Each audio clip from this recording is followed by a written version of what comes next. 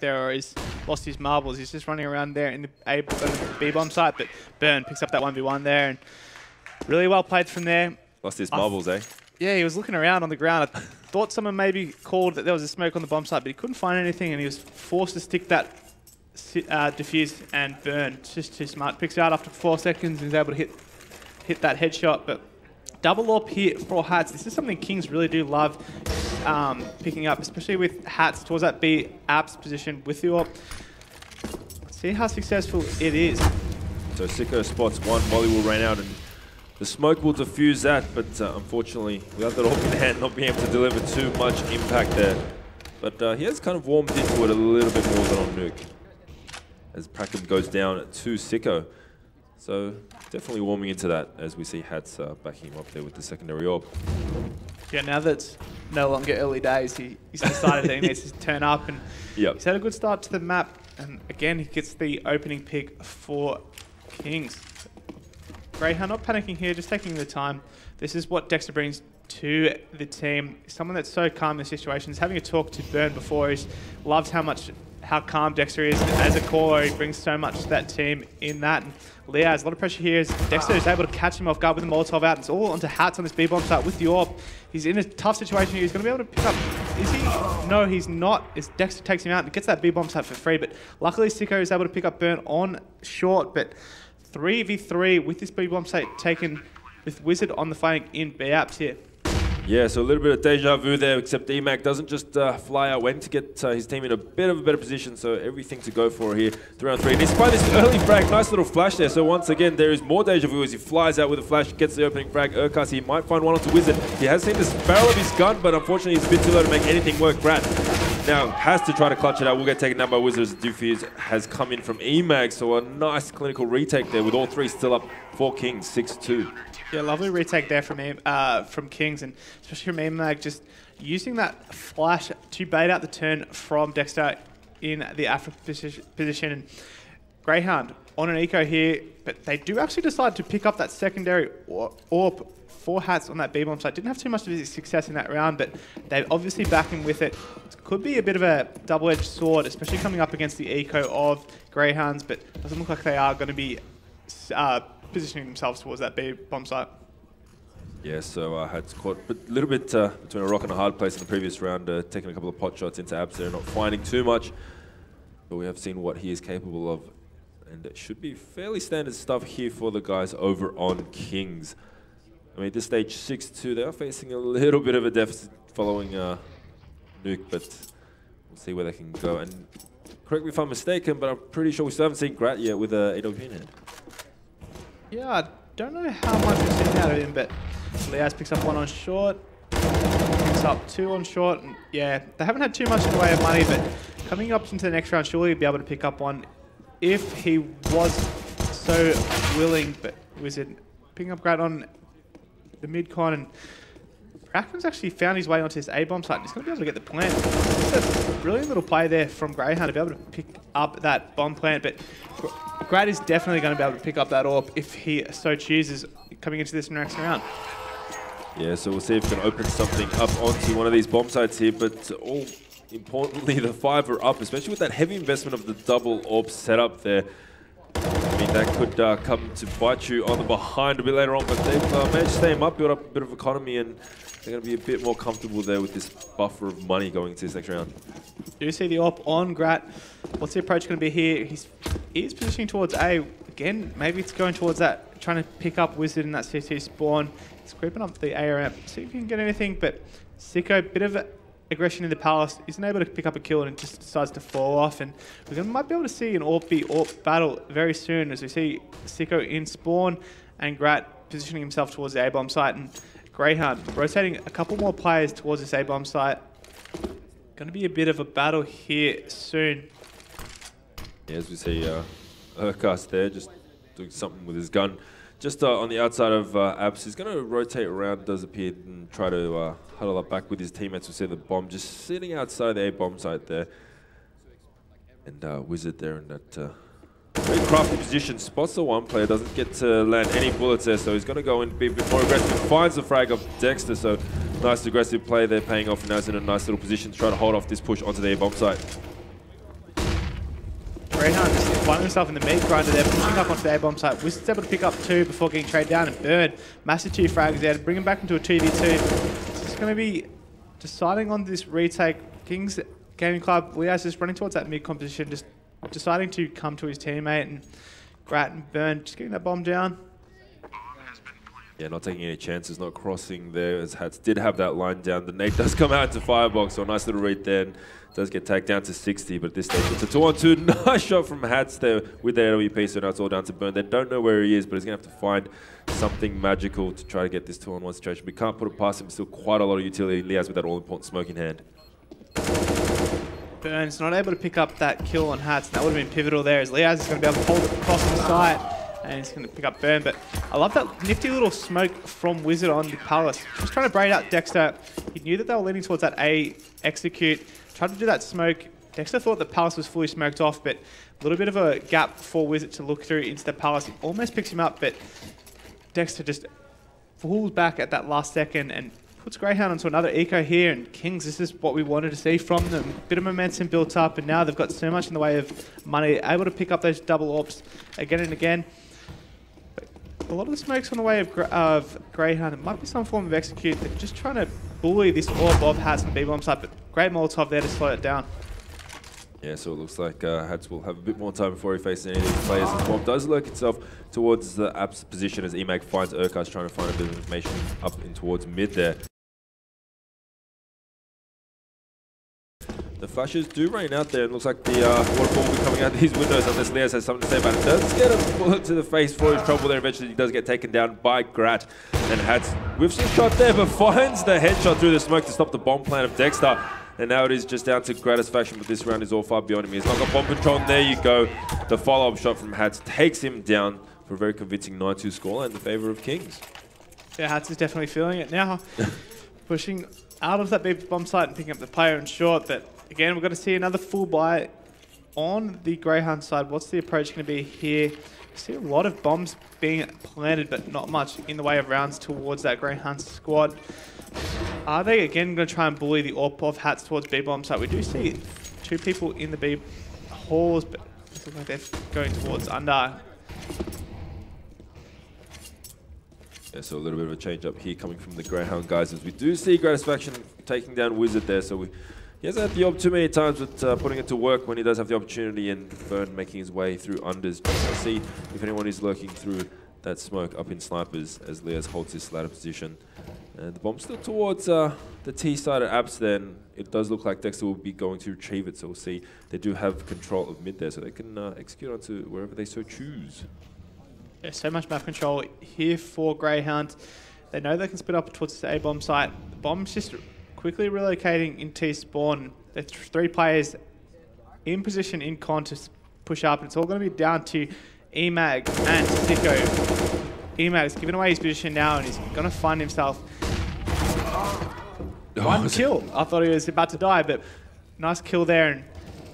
But Greyhound, great execute here on this A-bomb side. After taking that map control, Sicko is stuck in city spawn by himself, and not going to be able to do too much here, especially when Dexter swings out and picks him up. Much cleaner around there from Greyhound. Just different approach to the round, just a classic default, just taking the mid control. Do find a couple picks and then splitting onto that A-bomb site. Just take their time, relocate that bomb, and then hit the A-bomb site from multiple different positions. And after eMag gave his position away, he was able to pick up one due to a nice little flash there from Sicko, but after his position had been given away, it was not much he could do. Yeah, so not opting for that to double up once again. As we see with the string of rounds, they probably could have gone for it, and Sicko just trying to find some information, maybe an opening frag onto mid there. He will find Burn if he decides to jiggle, does give away his position, and Burn baiting out that shot nicely, so they know where the op is positioned at this stage, but don't think they will be pushing towards unders as the bomb does lean towards that T-apps, as we've seen so often as Dex just make sure that there's no aggression coming up through mid. Nice. Boost your CSGO skins on holyboost.com. There's 2 players walking through the unders. Might find themselves a gun battle against eMag just a second, but a bit of a one-way here for him. He's going to fall off of that when that smoke clears, especially after that window smoke. Does see Burn, gets that Molotov off and just decides against fighting him. Yeah, but he has pushed through there, so they're not too keen onto this, but it looks like he will fall back and head towards the short position as the bomb does make its way towards Absol. It looks like it will be a BXQ coming out with 3 players going through mid and short. And a lot of work left to do for Hattie, who is going back to that M4. Up onto the B bomb site, but Burn. Hat's getting the first kill on Burn. That Molotov under his feet. Able to stay alive for so long here. Biding his time for the rotation, but Urkast able to pick him up, and it's against 3v3 with Wizard flanking in B-Apps, but Dexter, ELEAGUE on mid. It's all going to come down to Wizard on this B-Apps flank. If he's able to pick up a kill or possibly 2, he might be able to create some room for Sicko, but Urkast does seem aware, and especially with that Molotov getting thrown off, he's completely aware, and Sicko picks up one on Praken, but Dexter takes down Brozid. Yeah, they do get Sicko there, unfortunately. Able to put up a fight with that AWP in hand, and Dexter and Urkast do carry the round out. So that's 4-9 there, and just calling back a couple of those rounds before halftime. You know, 6-9 looks a lot better than anything else, really. Yeah, it's not bad, especially when they were struggling earlier on. They actually are able to put Kings onto an eco here, which is a bit surprising to me, especially with how dominant Kings have been on this half. But those double AWPs of Hats and Sicko were not cheap. If Greyhounds were able to get a 6-9 of this half, I don't think they'd be too upset with the way it has gone, especially with such a strong start out of Kings. But we'll wait and see. Classic Greyhound here, just the stock standard, just hold for the pushes, see if we get any kills early on, and then we can just fall back onto an execute late round. But Kings pick up the first pick as ELEAGUE one digs Praken. Yes, I mean, they've really been doing great stuff with these Deagles here. We'll see if Leaz can find a very unsuspecting Burn, but it looks like they're just kind of both holding this corner off, seeing who will give themselves away first, and now Leaz is going to know someone is there, so all the patience may be paying off sooner rather than later, but looks like he's going to be peeking wide. Burn does find the shoulder, and unfortunately can't land the shot, and eventually Sicko will back him up with that Deagle in hand as the frags come raining in. ELEAGUE does manage to recover that AK in hand, but it looks like it's a 2-on-3 situation. Urkast takedowns 24. They know exactly where is the wallbang coming through, and there you go, eventually the fire. I think he shot down at the fire there, try to stop it with the bullets, but unfortunately gets taken away. That was absolute helplessness there. ELEAGUE actually, he's able to pick up one. He might get a stray bullet on Urkast, but he knows that they're pushing up short. He's going to be able to get 2. No, he is not going to be able to get there before him. And just deciding whether he goes for this or not. He knows he's going to have a full buy in the next round, but no reason for him to not go for this. When he's got money in the bank for next round, anything can happen here, but good positioning from Greyhound. Dexter just knows he needs to stay alive. Just relay the information to Urkast on short so that he can play that clutch. Yeah, it's the tiniest bit of concern, but they know exactly where he is now, so this would be very difficult as he does get tagged down to 28. He's on a 2K. Doing some good work with that Deagle there, but it looks like he's just going to try to retrieve and hold on to that AWP for the next round there. So 9-5 and looking a lot sharper than they were early stages of this round. Yeah, great presence of mind for Greyhound. Getting blown out of the water early on, but just to stick to their guns, just play the same CS that they were playing on Nuke. Just that slow, methodical, grind out those rounds. They didn't need to change anything. You didn't see them panic. Even though it was a bit of a slow start, they just stayed to their game plan, and we're seeing it start to build up some momentum now as they're trying to get towards a 6-9 half. Kings, I think they definitely want to be picking up a 10-5 half after how dominant they started. I don't think they'd be too happy with the 9-6 coming into their T side, but Greyhound, again, they just love positioning towards this classic mid control, but Burn taking a couple points of damage through the smoke. Yeah, so they know someone is in mid there, and Burn does get taken down to 68, trying to make his way to the top of mid. As the spray comes down from Hats, and indeed 9-6 would be a good scoreline, as there was a bit of fear there that Kings run away, but a testament to Greyhound there, and the class and experience really coming through to kind of claw this half back. 9-6 on the Greyhound, on the Kings map pick, beg your pardon, not too bad. We'll see, still 5 up. They really do love positioning towards this B-Apps position, especially with the double up on short. They're going to find themselves a B bomb site for free if they're able to push up, but it's all going to come down to Hats on short. You see him positioning towards that, and they're just about to pull the switch on this as you see the players jumping out of the B-Apps, and Hats, important frag there to pick up the first one. Dexter needs to stay alive here, picks up a second one, and Leaz able to pick up another one before Hats gets taken down. Yeah, so now just down to Grat and Urkast to try to clutch out this round. Nice aggression there from Urkast, finding the early frag. Now puts the numbers ever so slightly a little bit better, facing 3 players. The bomb does go down. There's very little or no utility left. And here 3-on-2 should be, I say standard, but I mean, you know, it's never easy to retake this bomb site. Yeah, the B-bomb site is brutal to retake, especially if Grat's able to pick up the first pick on the round on the retake with this AWP. He is able to pick up. Gets EMAG. I don't know if he was aware of that player on short, but Leaz picks up one. And Urcast in a tough situation here with both players knowing he's there. Picks up one on Sicko, and it's a 1v1 against Leaz. And what a shot from Urcast. And it's a 9-6 half for Greyhounds. And Urcast, the clutch v clutch master, Urcast versus Leaz, he's able to close it out. Absolutely, so a crafty play there, and that shot coming through on short, trying to get in a little crafty position, but gets taken down straight away to bring up the 9-6 half. And if you're Greyhound at this stage, you're not too you're not too worried, I guess. Yeah, I think both things I think Greyhound would be a little bit more happy with that half than Kings. Obviously, Kings coming into this map with a bit of momentum, they obviously would have been firing up. We heard earlier on them, getting loud, people getting fired up when they were winning those rounds, but the resilience of Greyhound to kind of grind some rounds back out, and especially Urcast winning that 1v2 to kind of close out the half. You got momentum coming up into this next half, especially on the stronger side of Mirage. If they're able to pick up this pistol round, I think it'd be a very, very hard side for Kings. But we see the classic smokes towards A bomb site. No, we do not. There's a bit of a spread here, but 2 nade sets. One on Leaz, one on EMAG. EMAG's already thrown his smoke off, but Sicko just scouting out unders. Yeah, so, I mean, Greyhound are 0 from 3 with pistol rounds in this series thus far. Nice little way if they can win the pistol and carry up the subsequent rounds to bring it to a 9-all. But, I mean, these pistol rounds haven't even been close this series, have they? Kings are just really on another level. Yeah, Kings have some sharp pistol players.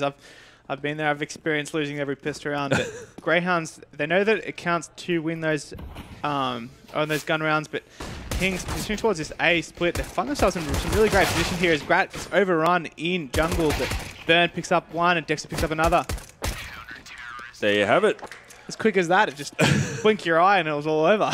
Just as we were talking about how dominant the Kings are on the pistols there, Greyhound pick up their first of the series and probably the best timing for it, winning that round out and trying to close this gap with the 9 there. If they can follow through with these UMPs in hand. Grat maybe just holding off, seeing whether he'll go safe for that AWP. He goes for the scout there, so he's auditioning for Elfish's team here to see if he can make that scout squad. Sicko's already part of it, so we'll see if he can deliver. But if he just lands a couple of bullets and lets those UMPs, it kind of almost turns him into rifles there with Burn with the only M4 on the CT side. So can't put this round past Kings, but it looks like Greyhound are poised to try to shut this down and get to that all-important third round following the pistol. Kings would definitely be starting to feel the pressure now as 2 players speeding up on unders. Burn on short would be hearing that, is relaying that information. People are positioning towards the B-bomb side, but just straight up mid-con, no regard. EMAG's found himself in jungle with great positioning here, but the player's running up A ramp into a meat grinder here. Yeah, it is Grat that is facing that P2P of EMAG with the scout in hand. So what's able to do, Dexter finds a couple of crafty players with some great shots there with the UMP and does bank that money. Look at him there with the 5K in hand. We'll hold on to that gun to go into this round, and they look like they're quite sharp. Wouldn't expect too much investment coming from Kings going into this round. Yeah, perfect positioning there from Kings. Just playing together and some nice headshots from Dexter on those no armored T-side players. That's what you love to see when you see those bullets go straight into the head and they cave over. But 5 players from Kings just in this palace position, seeing if they get the bomb down, but they might find themselves a cheeky little ump of Dexter as he's pushing in for a little bit of map control here. Oh no, he's done the sneaky smoke there, only managed to find the one. That could have been absolutely devastating for the guys on Kings, and Urquhart trying to make his UMP do as much work. Finds one, finds a 2, finds a 3rd, tries to get another one there, but eventually does get taken down by EMAG, so wonderful work done by him. More than enough for his team to carry out. Burn having a little bit more trouble than he should with the M4, but there you go, another round getting carried through there. And goodness, I can't wait to see that replay. How does Urcast pick up 3 there after the cake with the full 8 clip? He just 1Bs 2 more, but I don't think Kings would be too phased with that. Getting the bomb down, a couple kills there, nothing really too much to worry about. It just comes down to the gun rounds now, and they've got everything they need. No AWP on the side of Sicko, but everything they could ever want in terms of nades, Molotovs across the board. We do see AWP on Grab. What's he going to be doing with that? Just going to the soft standard window, seeing if he... Oh no, he's jumping onto the short. He loves this. We'll see if he could find someone through the gap in that smoke. It looks like he might find eMag there, finds a nice shot there. And eMag is not really going to know what hit him. But 5-on-4, IGL of Kings does get taken down. So it looks like it made the damage gets rained out. The smoke eventually taking out the molly. So it looks like they will try to rain out as Practice takes down one. Maybe finds the two. Willing to do with the air cuts with the USP. Unfortunately, he can't deliver, but it's 3-on-1 right now. Sticker gets taken down. So it looks like the tide has turned for the guys on Grayhound. 10-9. First time they've been in front of this game. What a read by Grayhound. It felt like absolutely every player was aware of what was happening. Doing that jump up into short, picking up eMag, and then Prackham throwing a nade right under the feet of the 4 remaining Kings players and straight onto that B bomb site. Kings would definitely be feeling the pressure now. Just going for the eco. They're going to be finding themselves on 11-9 unless we see some special Deagle headshots here. And Kings need to be doing something special here on their T side. They do indeed. We've seen a couple of really crucial ecos. This one probably not as important as the other. Just as I say that, Sicko continues his form with the Deagle, opening up onto Prackham. So Prackham's not going to be too happy about that, but Bernie's going to go up and maybe try to bench his mate there, gets a bit of information. And it's a little bit crafty here because he might give his head away, but eventually does take him down. So it's a 3-on-4. Just as I say that, Dexter does find eMag, so now it's down to Liaz and Hats, both holding Deagles. Hats going to aim punch coming into the play a little bit there. Now Liaz, he has got bomb in hand and armor. I mean, it would be something really magical as the timeout does get voted. Body shots coming out onto Burn. They know exactly where he is, and he's on 32 health. Grat finishes him off, and we'll go into a little bit of a pause. Presuming this is a tactical pause from the Kings Gaming Club, I don't know how much they would have been able to see from the CT side of Grayhound. It's been early days here, but it's going to be interesting to see what their approach is here, and also what the adaptation for Greyhounds. With these tactical pauses, you know, both teams are at this, and it's coming to this one of these things where it's a bit of a mind game. So, do you expect aggression out of your teammates, and do Greyhound, for instance, do they show some sheer aggression just to get in the face of whatever the game plan, or whatever the plan of the round that Kings have? But it's a big mental game after these tactical pauses, but it's going to be interesting to see how both teams kind of adapt. It's only a quick 30-second pause, but we do see the AWP on Sicko for the first time on this T side. Yeah, so he has found some form there on the CT side. We'll see if he can open anything up with this on the T side, and he has to do something soon, as if Grayhound string together a couple more rounds. Might be a bit too much to ask for the Kings come back, but we'll see what happens as we do see the full buys come out for both sides. Double up on short here for Grayhound with that AWP of Grap. Loves that position. Two players positioned aggressively here on the ramp as Liaz is just pushing straight up. Does see Dexter towards stairs, but decides against over-peaking that, as he knows that that Molotov in his position is given away. You see the bomb looking towards the T apps, but nothing too much committed there. Looks like they will be trying to go for mid control as Hats does eat the molly. Not too much damage done there, but just slowing things down just a little bit as that smoke will eventually fade away. Molly's raining out towards Connector, and a couple of pot shots coming out towards Snipers as Burn is just kind of hovering around that area but doesn't face any of these bullets. And it looks like the Kings will get mid control here. This has been given up. Just slow around here. Kings kind of channeling their inner Greyhound, taking map control. They are positioning towards some sort of B split, but you're going to see a little bit of aggression here from Liaz. See if you can find anything up the A ramp. Maybe cause a bit of panic, a bit of chaos for Greyhounds, but Greyhounds are aware of this. They're positioning towards B, but that's a pivotal killer there from Liaz. We see him pull one rotation from Burn towards A, but that information is just going to be relayed with Urcast. Knowing that it's just Liaz towards A, they're going to be over-rotating towards the B-bomb site, and I don't think Kings are going to be expecting 3 players here. Yeah, so I mean, trying to shut that down, but fortunately Kings do come up better for that now. Burn does have to find this frag here. Does have a sticker which is holding the pistol, and he drops the bomb carrier. So now it's down to 1-on-1, and he does have somewhat control of the bomb there, and the time will run out. So that was crucial there. I mean, looked good for a little while. Yeah, great read on the map from Grayhound, especially, I think it was Prackham that got that information on Liaz. After he killed Liaz, just, oh no, it was actually Urcast, just to relay to continue to stack those 3 players towards the B-bomb site. Kings thought that after Liaz got that pick on Dexter on spawn, that there'd be possibly 2, maybe even 3 players towards that A-bomb site, but little did they realise 3 players on B, even though they were hitting their shots in the entries. Just a great read from Grayhound and a great read from Dexter was able to get them that round.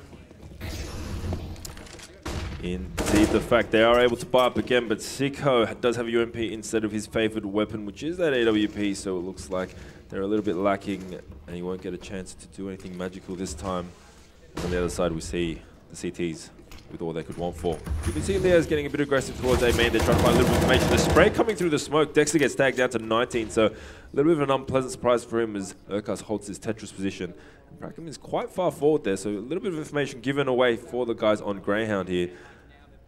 It looks like the push will coming through, so nice little angle here. See if we can shut this down before he even has a chance to start. He's going to need to be able to pick up 1 or 2 here, and horrible timing there as he walks straight to the crosshair of Wizard, but Kings have plenty of time here. They don't need to panic. They're pushing through the Molotov.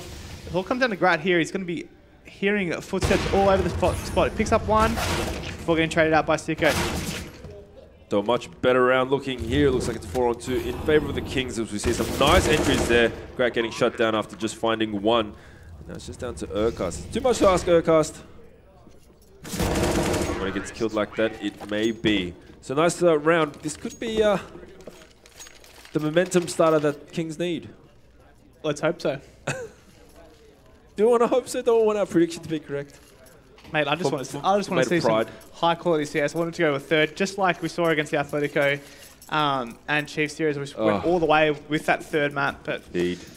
Especially for Kings, it just seems like they're kind of working their way back into the map. But bit of a mental blockade, but that was a good round from them, taking their time. Wizard punishing Brackham for that bit of over-aggression in the B-ups and then capitalising on that round. Trading down on Grat, but again, they're just playing a bit slow here, positioning themselves. Liaz has really been liking to work towards A really aggressively. They've just been doing that same pot flash over and over, that A ramp. But just found himself over in Palace here, and Grat again on short. Seeing if you can find anything crossing towards that top mid boxes.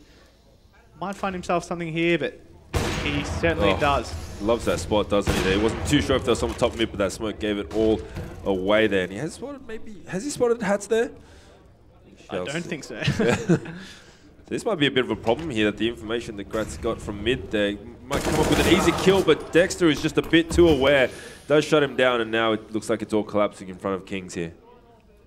Yeah, Liaz has actually got himself out into a really nice position. I'm not sure if Dexter is aware of that, but Aircast and Dexter trade a couple shots into Liaz each, and they're able to pick him up, and it's all down to Sicko now. Just that off. This would be something spectacular if he's able to win this 1v5. Aircast says no way and just charges down A-ramp and is able to take him down. And very importantly, there were the 5 up, so looking good in terms of economy for Grayhound going into these latter parts of this round. But you know what? 13-10, still early days. Yeah, it's still early days. Still early days. It's like 15-10, it's still early days. Overtime 3, still early. Anyone can win, which is, you know, it's not incorrect from that stage. But here we go, the CZ and the Tech 9 on Hats. Is this the stock standard Kings execute? They love doing this classic execute, but they actually run up before these smokes even pop, and we do see Hats is straight up the ramp with that Tech 9, and he's able to open up the map on Urcast. It's an important start there, and Grat missing that first shot on Hats. Yeah, so Grat probably needs to land that shot to make his team's job a lot easier, but Hats does manage to recover that M4. It looks like the retake, absolutely no reason to stand off this at the moment. We find EMAG there trying to kind of hold off that T-spawn area, so it's now to 4-on-4 and Hats is super low, so we'll see if we can find any more, but Sicko doing great work there towards main to take him down, and it looks like this will be a nice little hold there. Dexter finds 1. It's not all done yet. He might find the second. Sprays down 1. He has spotted down Sicko if he can find him as well, but he will get taken down there, so it looked a little bit worrisome, but Kings do come away with that round. Important gun battle there with Sicko and Burn on that flank.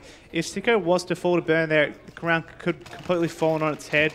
But Kings, they do love that execute. They do the stock standard stairs, jungle, and CT smoke, but they have a player close A ramp with that pop flash that he's already on the site, and you saw how unawares those Grayhound A players were straight onto that site before the smokes had even bloomed. He was already on that site, already in their face, but Burn just taking a page out of their book, pushing into Palace, but Liaz far too aware and starts out the round exactly how Kings wanted to.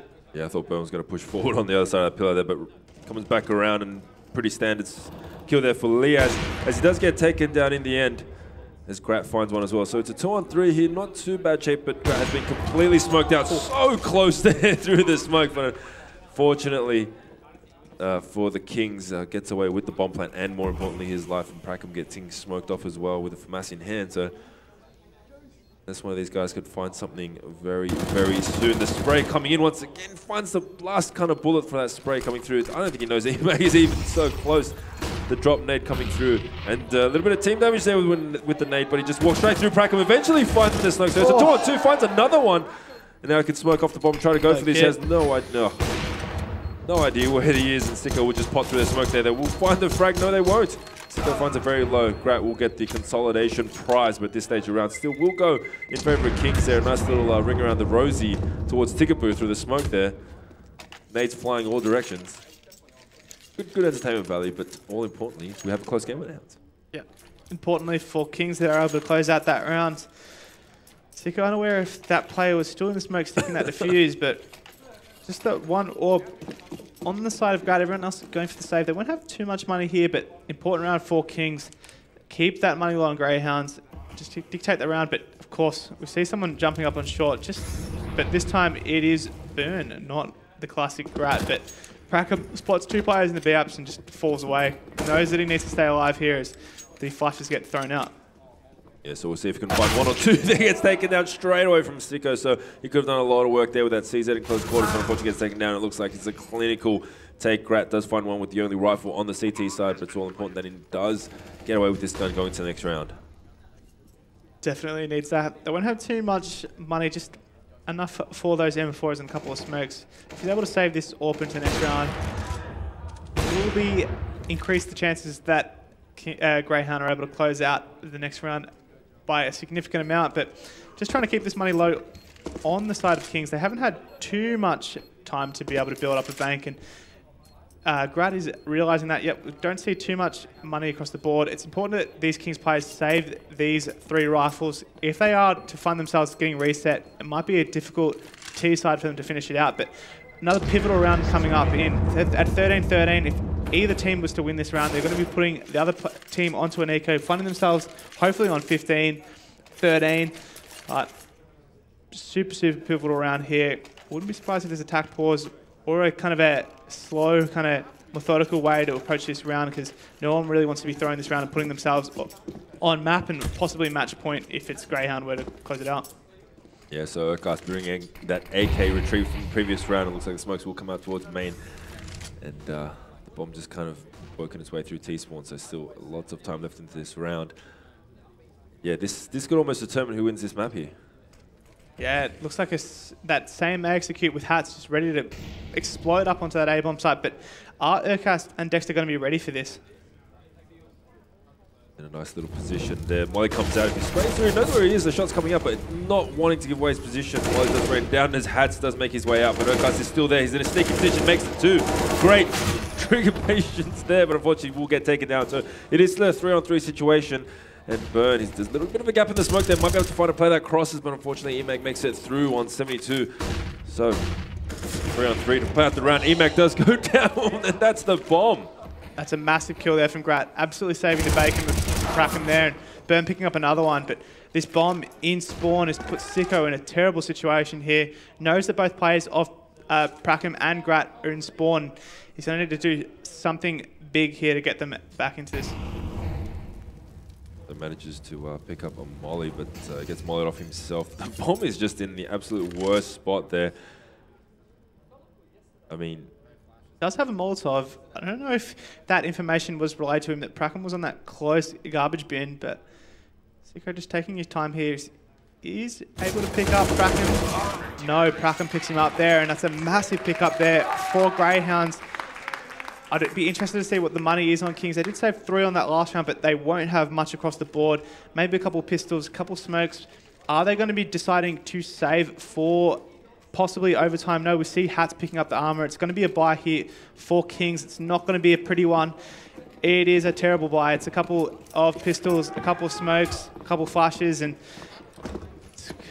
who knows? But just your size are showing how bad this fight is. Just yeah, this is awful. We've only seen 2 flashes and a smoke on eMAG, but they're positioning towards like some type of a big contact player. But Leaz and Hats need to go huge with these 2 rifles, and Grayhound should be aware of this. As someone like Dexter, he has a great read on the map and the economy, and he's going to be relaying this to his teammates. That there isn't much money, just stay alive. Make sure that we burn our utility. They're not going to have much for an execute. Just don't give them any easy gun battles for them to open into the round, and they should be able to find themselves on 15-13. Yeah, so definitely Greyhound's round to lose at this stage. And we'll bring up match point once again. Leaz and Hats really have to do something with these AKs. See if they can open up a site here. Prackham just trying to jump peek and make sure he can get information as soon as possible. And Sicko positions himself in the apps. And we have seen him find quite a nice couple of one digs. We'll see if we can do it once again. Try to get this all-important round. Nice start there from Leaz, finding Dexter up in snipers, and Prackham is just kind of holding this position. Looks like the bomb will be shaping towards that B-bomb site. Flash draining out, so Prackham has to do some magic once again as we see Burnt fall. So it looks like everything's in shape right now as Leaz finds some huge frags with that AK in hand. So now it's down to Grat and Urkas to try to kind of stave off this half-eco weird buy thing. Weird buy thing. Massive frags there from Leaz. Kings was giving up way too much map control in mid. Kings just utilising it, getting Leaz into a great position and then just speeding up onto that B split once Leaz got that pick on window. And Greyhound, they might be forced to save this round. Grat's still positioning like he does want to go for this, but again, they're going to find themselves in the same situation that Kings were, where absolutely a terrible buy coming into this. Kings, once again, just on these weird kind of awkward half buy, kind of forced buy type things, and they able to close out this round in the most dire of situations at 14-13. Yeah, so some great openings, and Leaz, the one player with one of the guns in-hand rifle. This is a gun, I guess. And finds two huge frags open up that B-bomb site. And here we go. The close game that everyone desired between Kings and Greyhound. Greyhound obviously have that second sort of draw card to go into the next map, picking up that first map in Nuke. And I would have loved to see a tack pause there from Greyhound. We've seen them still struggling with the buy. People still in spawn. Going to be a bit late to their positions. But they have scraped together a semi-decent buy here. A couple M4s, a 1 M4 and the 2 Famouses. But Wizard straight up in the ramp. And he's going to find a gun battle against Dexter before falling away. And Grat, that's the way they wanted to start it. Picking up Hats and Leaz. Nice headshot there. And Wizard and Leaz both picking up an entry onto the A-bomb site. Yeah, so nice little entry there from Leaz there. Burn just trying to do something with the smoke, and the molly's raining through, but doesn't do anything, and Wizard will eventually take him out of the equation. Now Grat and Prackham. Prackham manages to get an AK here, but it looks like it's far from a wish to try to retake this bomb site in this position.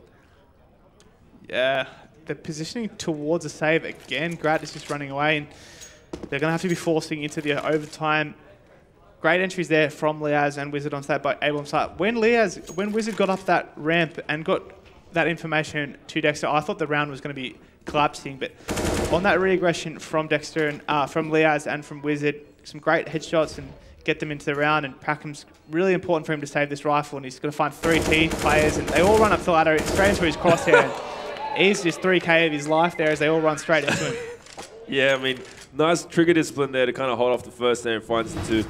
Complete control to take out the rest. Does that question the King's money now?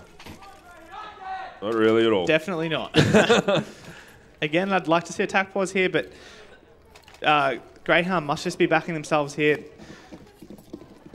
Still basically the same buy as last round. That on Dexter, a Famous, an AK, and the Deagle on Burn. He's a player that's very, very good with that.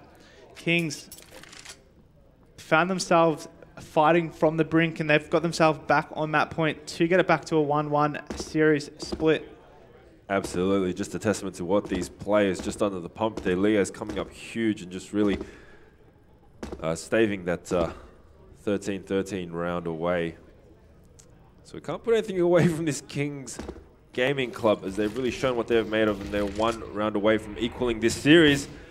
See a couple of pot shots coming out. Not a frag yet to start off the round, as we do just head towards that 1 minute mark, and Urkas is quite far forward with that for Massive. Might find EMAG creeping up, trying to let his presence be known there.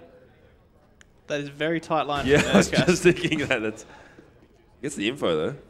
Yeah, I don't know if EMAG did spot him or not, but great pop flash from the CT side players, and that's the way that they want to start this round.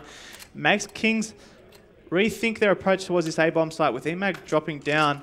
But Greyhound, great read on the map, picking up that flash pick onto EMAG, and Sicko gets spotted out from Urcast, and he's going to relay this information.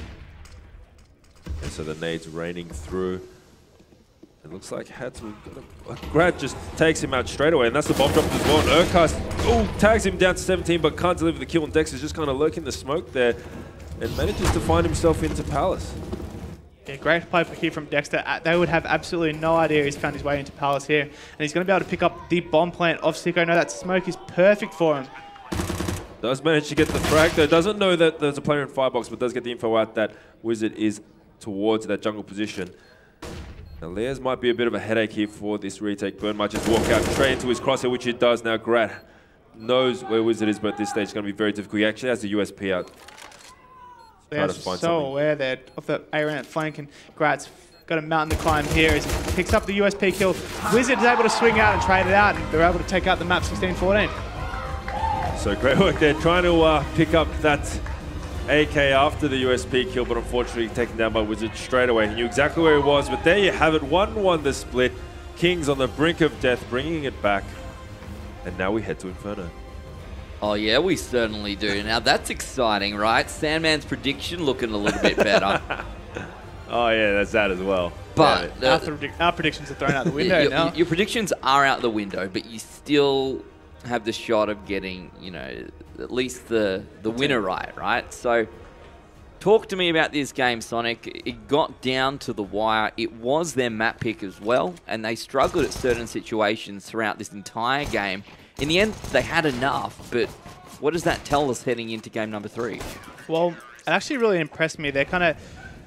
We saw like a strong start out of the gates where they got themselves in like a 9-2 lead, and we saw Grayhound start chipping it back, winning that pistol, and then on their CT side they looked like that they were in a really good position. But some great adaptations there from Kings, and we talked about ELEAGUE after the last map, where his kind of responsibilities and how he's kind of gone as an IGL, but he had a great read on the map, kind of abusing that A-bomb site with those pop flashes up A-ramp, and some great little micro adjustments after a slow T-side to close it out 16-14 with that half buy and, you know, being under pressure for the majority of that half. Yeah, I kind of wonder if it had been Mirage Nuke instead of Nuke Barrage.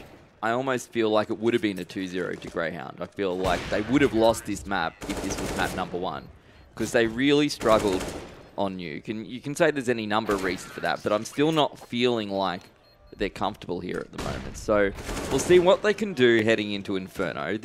It's a good win in the end. It counts, and I think it's going to be tough. You guys still feel that the Grayhound have the better of this matchup? Yeah, I still think the Grayhound's got a... Yeah, I mean, they were convincing. I mean, they slipped up on that weird sort of double AK buy that they had, and Leas went absolutely huge, and that was really kind of the match from that point, right? I mean... Yeah, there's a bit too much respect given on that round. With Grayhound, obviously, they realised that they were in the driver's seat and they just needed to close it out. And that's the thing where it's when you're against those anti-ecos and those kind of half buys, you don't want to be throwing those rounds, and people get a bit too defensive. You know, you don't want to be throwing away your life against those pistols, but at the same time, you can't be giving them that much freedom. Yeah. And we saw those 3 players from Kings just kind of walk into mid. Leaz has just found himself into a great position there and completely caught that window player off guard, and they had no information to kind of relay to those B players, and then boom, they just able to flank completely onto that B bomb site and catch those 2 B players off guard. Do you think not having a coach is hurting Kings here? I'm not sure. You'd have to ask the Kings. I think that they had a good game plan coming into this, maybe on Nuke with those kind of some of those adaptions and being able to read the Greyhound's side. But no, I don't think it would have too much of an effect. I think most of his work would be preparation. Well, ladies and gentlemen, it is 1 apiece here at the BenQ Zowie eXTREMESLAND ANZ qualifier. We know Atletico are in this afternoon's best of 3 grand final. We have Grayhound and the Kings. They're 1 apiece. We're heading on to Inferno, and we'll be back right after this.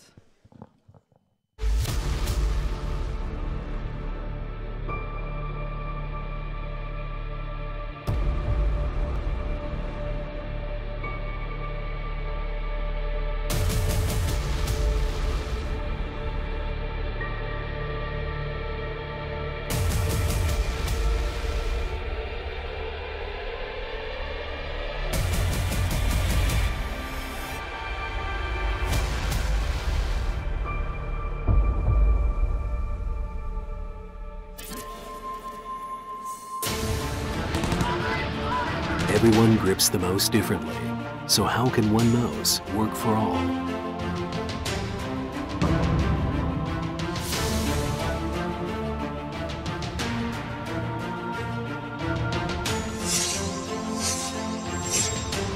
different sizes and shapes for your options. Pick the one that fits your grip for long-lasting comfort and gameplay. With driverless design, you just plug and play.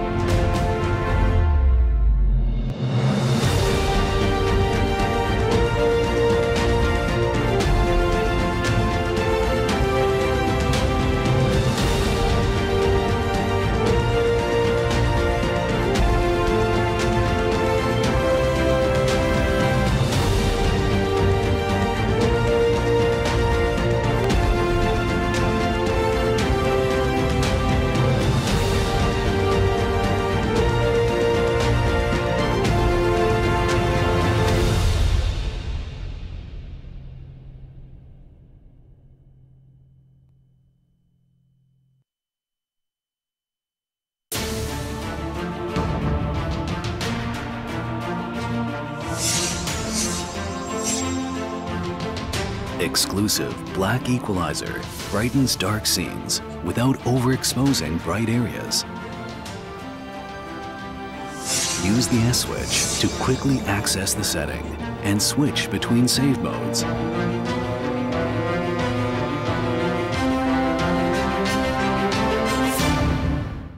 Guys and girls, we are back here. It is the BenQ Zowie eXTREMESLAND qualifier for the ANZ region. We had 4 teams here at LAN, the top 4 in the region. The Chiefs are out. Atletico are through to the grand final, and we're into our 3rd game in this best of 3 semi-final between the Kings and Grayhound Gaming. I've been leaning on Sonic a lot here. I think both Danny and I have, for all of the inside knowledge. He's the guy. Man, he is the guy, but you both got the 2-0 prediction. You both got it wrong, but you both still got Grayhound to take it out. I'm feeling okay. I'm feeling okay at the moment with my 2-1. It's 1-1 apiece, but after seeing that, I'm not necessarily convinced that Inferno is going to get the Kings over the line. You're not confident in the Kings Inferno? No. I haven't seen too much of this iteration of Grayhound, especially with Dexter coming in as the IGL. It's not one of the maps that I kind of pinpoint as one of Greyhound's strongest, and I think Kings have put a lot of work into their Inferno. I've seen some good things from Kings on them, so there's a bit of a glimpse from there. But I've loved the way that Greyhounds have been playing this entire best of 3. I think they were a bit unfortunate on Mirage. I think that Kings played some really solid CS and had some good reads later on, but I think that Greyhounds had looked more solid over both the maps, and if you were to hedge your bets on something here, you'd think that they'd continue it, because just from the way that they play the map and kind of how they approach it, it just seems like it's such a consistent based CS where it's Kings kind of need the things to be going the right way for them to be able to close it out, and I think that if momentum wasn't really in their way, that they kind of struggle. Now, on Elfish Guy's notes, I'm going to read this off. This is what he wrote. So he said that Inferno is one of the better maps here for the Kings, and that Grayhound were good at Mirage.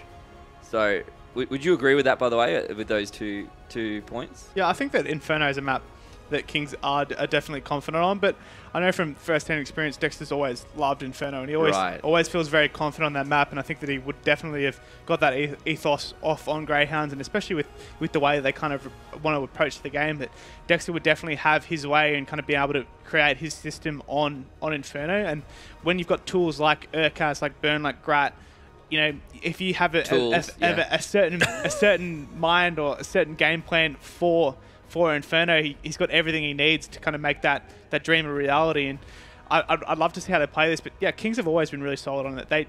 It's just I've always found that when they play Inferno, if things aren't really going their way, they haven't really had those adaptations. But you know, they've had that time to kind of develop, and you know, they're still an early team. They're still a new team, and they just need to find that extra kind of gear when things aren't really going their way. It's such a cool opportunity here to get all these teams together and just see where they're at the moment, because the region, it evolves so quickly that the teams move through quite quickly. We're starting to see some of these teams start to stick together and really form a cohesive base, and it's great to see. And I feel like we're probably in the best point we've ever been as a region, right? It used to be Vox immunity or Renegades immunity, and then the Chiefs have been playing well, but now we can see that there's teams that can really take it to all of these guys, and you stretch it out to Tainted Minds. You know, there's quite a number of teams in here that on any day could take maps or series off each other. And I'm glad that this one's gone to a best of 3 as well, because I feel like that's the best opportunity to really see how these guys are all going to go on land. Now, if Elfish Guy is right and Grayhound are a solid Mirage team, then maybe that was just a matter of both these teams being okay on Mirage.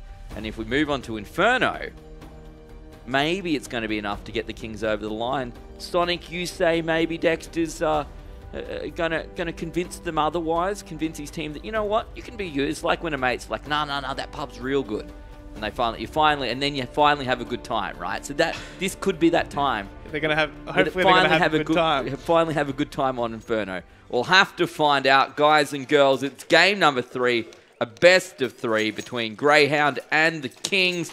The winner goes through to the grand final. The loser is out. Danny Kim, take it away. Yes, the loser will be shunned and booed forever. The winner will be praised in glory. This is map number 3, Inferno. Let's see what Grayhound and Kings can do. I mean, this will be a nice opportunity for Grayhound to kind of equal out the scorelines of these pistol rounds. And a nice shot with Burn, just getting absolutely clothesline there. Yeah, great start there from EMAG. Bit of early aggression. Kings have got to hope that they're the bouncers of this pub, because they want to make sure that Grayhound have absolutely no joy here as they waterfall out Palace. Wizard picking up 2 nice headshots there, and all comes down to Praken and Dexter. Praken picks up 1, and Dexter starts on the 1v2. He's going to be able to get that bomb down if he so chooses, but has no idea where either of these 2 players are. And he's just deciding that he needs to make it into a 1v1, get some information here. He does spot Hats towards Library, but doesn't know where the other player is, and just going to get that bomb down. Yeah, so he decides to plant the bomb, and he knows where Hats is, and it looks like they're both going to be coming from the same side, so he's going to have to do some wonderful headshot work here. Tries to find one, unfortunately doesn't land a single shot, and there you go. EMAG will stick that defuse down for that, once again, very dominant pistol side of Kings. A really nice pistol round there from Kings, and some nice headshots from EMAG and Wizard. But we have seen some close calls on these ecos, on these forced buys. Dexter's a bit confused right now. I think he might be having a technical issue here, or he's just trying to take a tactical pause. I think it more likely is a technical pause, but early days here, and that's the way that we want to see Kings starting out the 3rd and final map. Absolutely. I think the pause was cancelled there in the end, so we'll be going into the 2nd round here, as we do see, as that bomb went down, a couple of P250s coming out of the buy. We'll be coming into the 3rd round. We see 2 M4s, an MP9, and a couple of UMPs there, sitting with quite a bit of utility there on Sicko and Hats as they try to get a bit of that banana control early round. The one thing that Kings always love doing is Hats and Leas. They love fighting down and taking Nana aggressively. So it's going to be interesting to see how Grayhound kind of approach this. My feeling from Dexter as an IGL and as a player, he does like to give up that map control. If they're going to force their way down there, he knows that he can just fall off of it, let them burn their utility and kind of play on it later. But it's going to be interesting to see how they kind of approach that. Obviously, having done their homework, they would have been aware of that coming into this. Just a couple of PT50 bullets getting shot, but Hats just having a couple of repicks at that Nana position. Smelling some ecos, wants to get some easy money with that up. Indeed, so really letting his presence be known there, and it looks like the bomb will be heading towards that A bomb site just as Leaz will be rotating around to join Hats once again. But the opening frag coming down, Sicko needs to find one more there, so it goes down quite cheaply there with that one gun. It gives away that UMP to Burn. It looks like they'll be wrapping around towards Diggity there. EMAG trying to find the frags coming through, does get binked for his troubles. needs to find a frag here in this pit position. As Wizard's actually doing a hell of a job there holding it down as Brackham eventually finds EMAG and is super low. So once again, Wizard coming to the fray for this King side to bring it to 2-0. Who doesn't like an eco slaw when they run into your crosshair? Greyhounds finally scrapping together a buy. Not an AWP on Grat, not too much in the way of utility, but still, how are they going to approach this kind of Nana control out of a Kings, or a Kings going to stray away from this? But we do see them positioning 3 towards the second mid, but straight up aggression for the first gun round out of Kings. Yeah, so just trying to take that early battle on does not pay off in any way, shape or form. It looks like the backup is coming through Nana there, but Grant might find a couple of easy kills there. Looks like they'll be trying to... No, they're not retreating too much as Leas finds himself towards that cover position with just 12 HP. Grant unable to find the frag onto Hats as he will retreat. And Leas switching positions there and finds a nice frag on 12 HP, so doing some wonderful work there as the bomb is still towards that second mid position there. So nothing left, and Sicko once again with that scout in hand finds a headshot. There you go. You vouched for him all series and goes big there, taking Prackham down. So Prackham not too happy about that, as we do see Kings there are all tagged up, and Dexter and Urcast do have full HP and a couple of utility in hand. So this could be anyone's round at this stage. Sicko is stuck between a rock and a hard place right now. Urcast has absolutely no idea he's there, and Dexter's found himself in another 1v2 here, and Hats is a bit overzealous there, trying to push on the A-bomb site, catch Dexter off guard, but he's put Leas in an awful situation here, miles away from that A-bomb site and on 6 HP, but Dexter doesn't have any idea he's rotating through the jungle. Might catch him off guard there, and Leas picks him off on the side, and Kings are fired up after that one. Yeah, so Leas getting that initial kill down towards the bottom of Nana on 12 HP, and then eventually ends up clutching the round. I mean, you're just filthy if you're Greyhound. Leas does that on you. Yeah, I thought that Dexter would definitely have that after it. Hats got a bit overzealous and threw away his life. I think that Dexter must have just thought that that player must have been rotating through Nana, possibly coming through carpets, but little did he know that Leas was rotating all the way through CT spawn. And again, Kings is taking that Nana control, pop flashing Hats down with that smoke to cover the entrance. Yeah, so Hats once again playing quite far forward there with that MP9 in hand as the players of Greyhound are slowly yet surely dropping in this initial part of this round, not putting too much use to those deagles as Burn and Grant with absolutely nothing but those guns in hand. We'll have to try to find a frag here, but it's going to be very difficult. No, it won't. Hats go straight down, so there goes the MP9. So no rifle to be retrieved yet, but still plenty of time left in the round as Leas tries to find the frag down to the bottom of Nana, revenge his teammate, and the molly will rain out. So Grat does pick up the bomb there and is towards the top of that mid position. But at this stage, just a matter of time until Kings will close out this round. No, we've seen some miraculous things with the Deagles. Let's see if Burn can channel his inner Sicko here as he's just walking up Nana. It is the right side to be going to, is just Leas in spawn by himself, just kind of jiggle picking that line. He's actually playing an off angle, he isn't peeking it. If Burn uses that Molotov, they might actually find themselves a B-bomb site for free, but Leas is definitely the player you want in this situation. Just so smart, and he picks up the first and just knows that he needs to stay alive here. As that last player is just behind him, no smoke for the cross, and Gratz is going to find himself an awesome situation here. Does manage to get a single body shot off there and pick up that MP9, but at this stage he's just facing the meat grinder there. Does get taken down by Sicko, so Leas doing some creative work holding from that position, and it looks like it will be 4-0 with the guns coming out once again for the guys on Greyhound. Not sure if it's a technical pause or a tactical pause. With Leas having his headset off, it might be possibly a technical pause. Doesn't look like Dexter's saying too much at the moment, but still early days for them. It's going to be interesting to see how their approach to the T side of Inferno is. It's probably going to be similar to what we've seen on both Mirage and Nuke. That slow, methodical, kind of taking clean map control together and then finding your way into an execute. But who will know? We'll know once the T side is finished, I guess. Indeed we will. And once again, I think Kings really... I mean, you can flip a coin and try to split the heads of these guys, but for it to fit towards the way of Kings, I think they really need to kind of have that buffer there.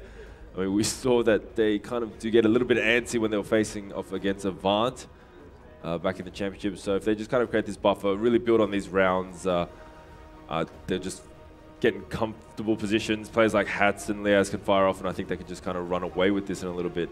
But I think if it's a close game, I think Ground will just kind of grind them out. Yeah, I agree with what you're saying. Kings are a team that look absolutely terrifying when they've got momentum their way. Every single one of those players in that team can fire up and have some individual brilliance, but early days has been a good start for them. Indeed, early days, as I think we have resolved the technical issues there. And we will be heading into this 5th round as the guns do come out. No AWP as of yet onto Gray. He actually had the exact amount of money to get one, but no glass cannon this time around. So we'll see what can happen into this gun round. As it looks like they're going to get pretty aggressive there. Bird gets taken down pretty much for nothing there as he was swapping between his weapons and that nade. And not the best start coming into this 5th round for Grayhound. Great stuff around there for Kings. Actually deciding to put that AWP towards Hats. Must have best board for Nana. Getting that first pick on the round. Burn is kind of a pivotal player for that tier side of Grayhound. It opens up so many rounds for them.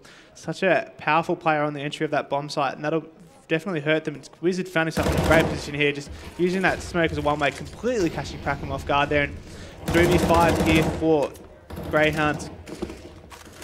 Yeah, so we spoke about when if this Kings side starts firing off, Grayhound may be in a little bit of trouble. It looks like that hill is getting ever so steep if Urkas can find Sicko towards this library position, but it looks like Sicko will fall back and be more passive.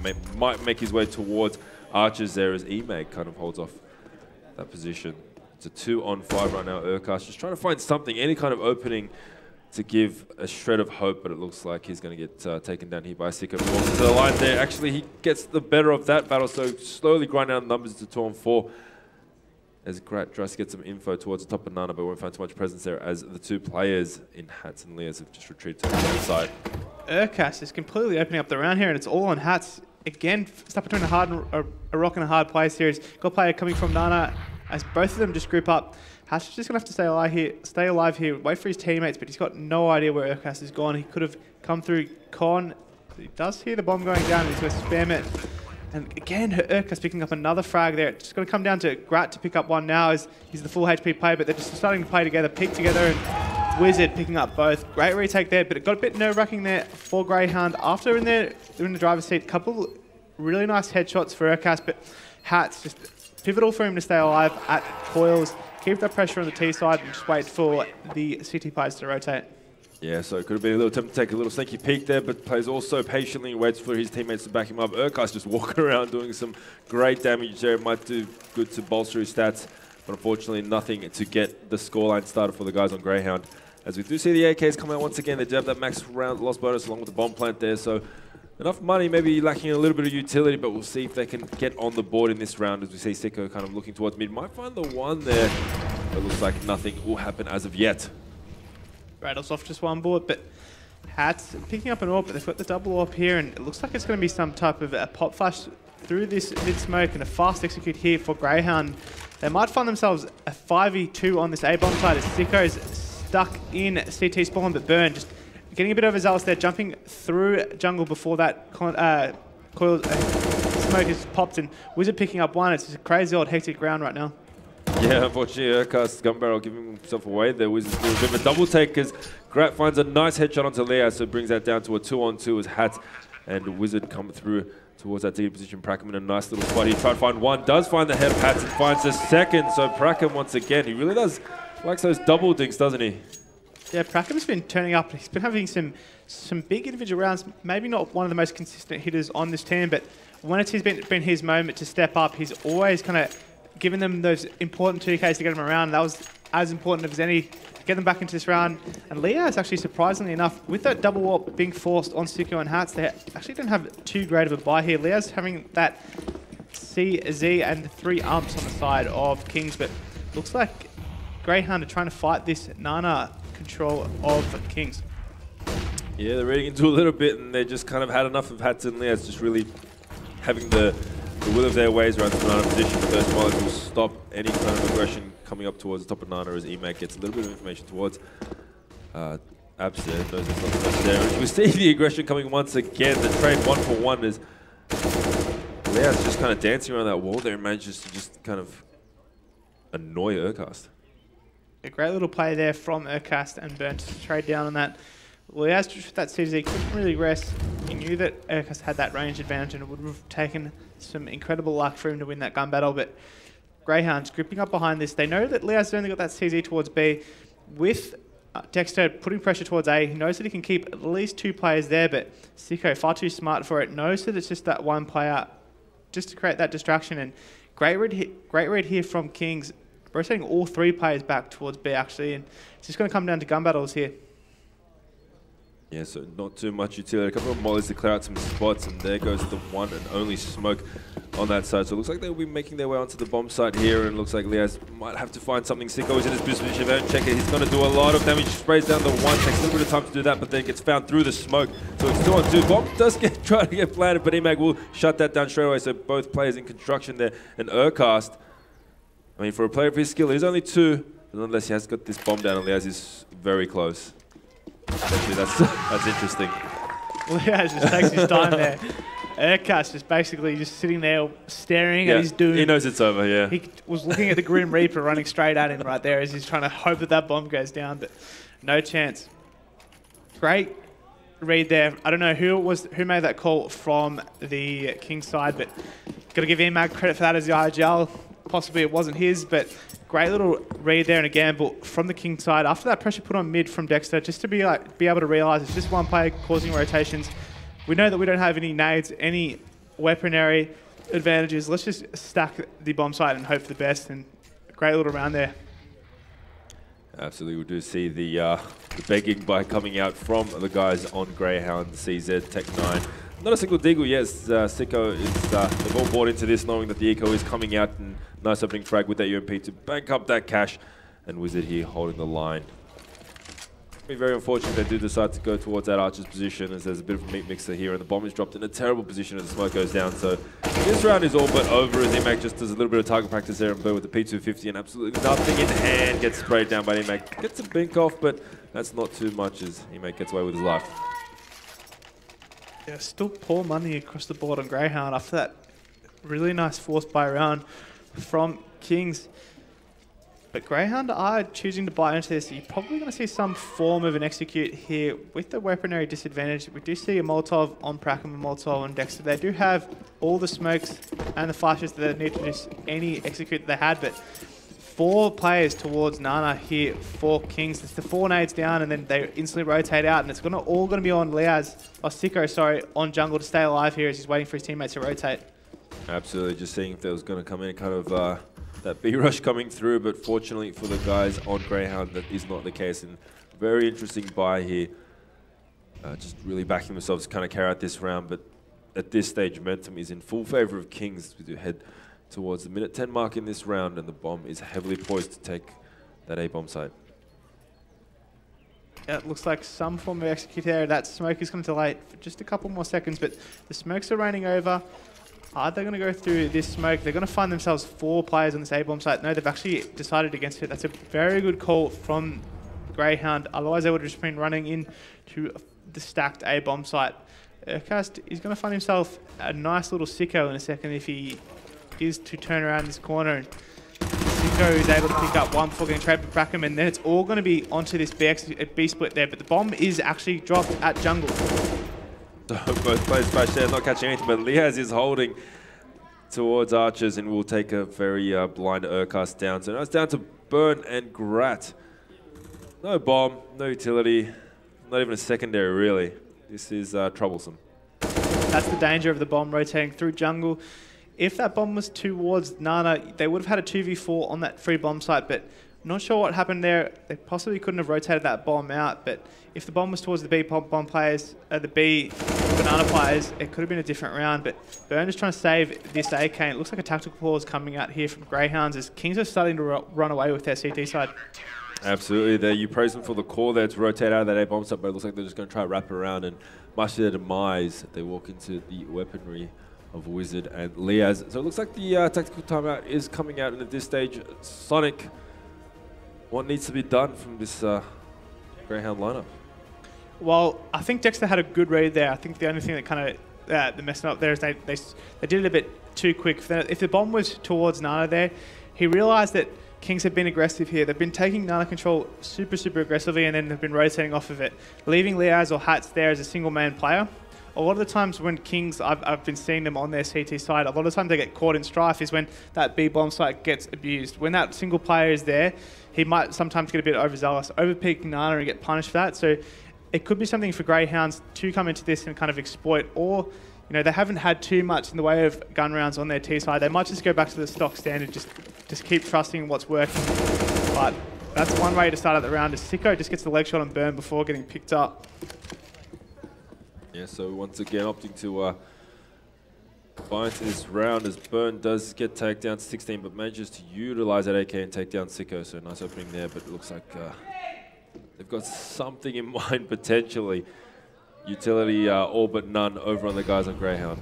They are staring down, already having lost this half. Wizard's got himself in a sneaky little position here, and Urkas has absolutely no idea that it'd be in bulk. So just slowly but surely making their way through as Wizard finds a nice easy kill onto Urkas, not knowing what's going on. Boost your CSGO skins on HolyBoost.com. Wants a Hats here, he's all by himself, but with the superior firepower, no more utilities there. Hats has to make this UMP work, but it looks like he's just going to wait for the rotates to come through, just stay alive and make sure he holds off his position. Yeah, there's no way he was going to stop the bomb point there. He knows that he just needs to stay alive.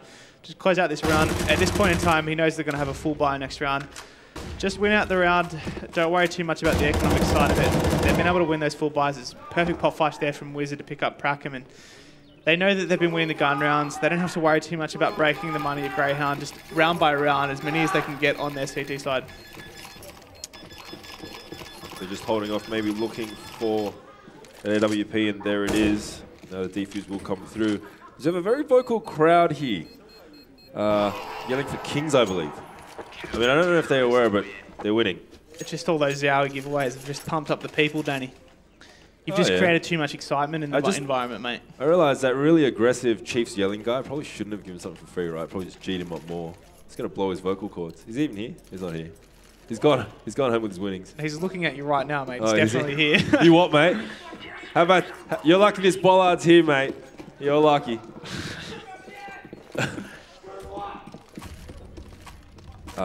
So too much, maybe too much Red Cordial or Red Bull, but he has a lot of energy.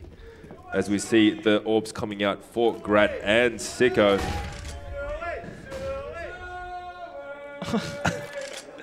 I'm not sure how much this is going to the broadcast, but there seems to be a chant going across. Great sound, guys. I think they're saying gluey.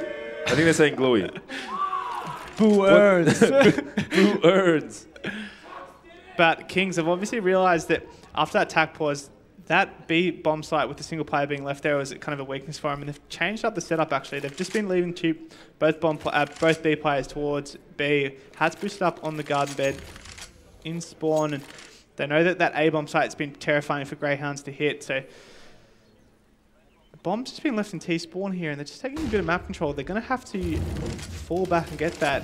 And it's going to be a bit of a tight call here as they're just falling off the A-bomb site here. It looks like they're going to be trying to group up into this B-bomb site, but Liaz and Hats both have Molotovs here, and it's going to be incredibly difficult for Greyhound to hit this bomb site. Absolutely, both in boosted position, just trying to rain hellfire from above. And I mean, Hats has been in that position before, so it looks like he will drop off there, because I'm quite sure Greyhound wouldn't let it happen a second time, but it's still a 5-5 situation here. They do retrieve the bomb, they do punch up towards Bonanana. There's 20 seconds, XQ is going to come through, Molly's rained down. It's going to be an absolute something fight here as the trades come through. Leas gets taken out straight away, but eMag takes the position of Hats and boosts up to that flat bot. Once again, this position has been absolutely detrimental, but it does end up in a 2-on-2 situation there. Urkas on 12, Prackham will go down, so now it's a 1-on-1. And that is very unfortunate, being caught out to the open with the bomb in no time. Bomb will go down, but Wizard will clutch out the round. Wizard's been having one hell of a map. Far too predictable there from Greyhounds. You saw all 4 players of Kings just rotating through onto that B-bomb site. Even though the shots were getting hit from Greyhound, they'd burn absolutely zero utility on those B-bomb bomb site. They had no pressure towards A. Kings were just able to completely read that execute, and even though the shots were hit on the side of Greyhound, just that the reads and the teamwork of Greyhound was just far too, of King's story was far too superior for them, and they just completely shut down that B execute. Absolutely, as we'd say that double lob come out once again. We saw it a little bit on Mirage there and paid dividends as we see Hats opening up on Nana. So just really struggling to get any kind of map control here for the guys on Greyhound. Yeah, great start to the round for Kings.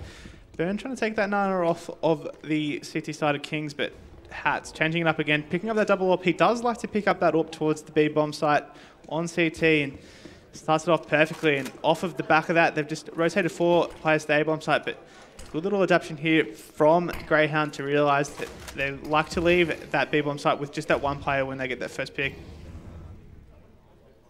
It looks like they're lining up for a B execute once again, and it's just Hats with that AWP, so it might be a little bit harder to hold off. If he finds 1 frag and then pulls back once again, we've seen this so many times. Molly will slow them down, but he's completely smoked out, and they will push through that, so it looks like they will get control of this bomb site as Hats gets really well acquainted with that construction area. Bomb down in a 4v5 situation, and all 5 of the players of Kings are going to be rotating through the spawn. Actually, a semi-decent position here for Grayhound, but only just the 1 Molotov on Prackham. They're going to have to utilise those 2 flashes well. There's going to be a lot of nades on the side of Kings for this retake. We see the smoke towards Banana, the mollies, the flashes all raining in, and they're going to be pushing into this B-bomb site. Yeah, so position's falling as Leaz does some great work to find one, and now there's just Gratisfaction. He's got the line for the bomb, but it will get smoked out. We'll find one, so he buys a little bit more time. It's 3-on-1. And the spray through coming from Grat finds 1 and 2, but Wizard is on that bomb, so it doesn't find the most crucial player. And did get a little bit ugly there for a minute, but in the end, turns out to be the case where they do get away with the round.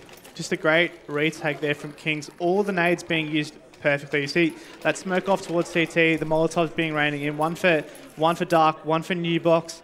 They push in together, even though there was a bit of individual brilliance there from Grat, spraying through into that to smoke on the onto the grill plant.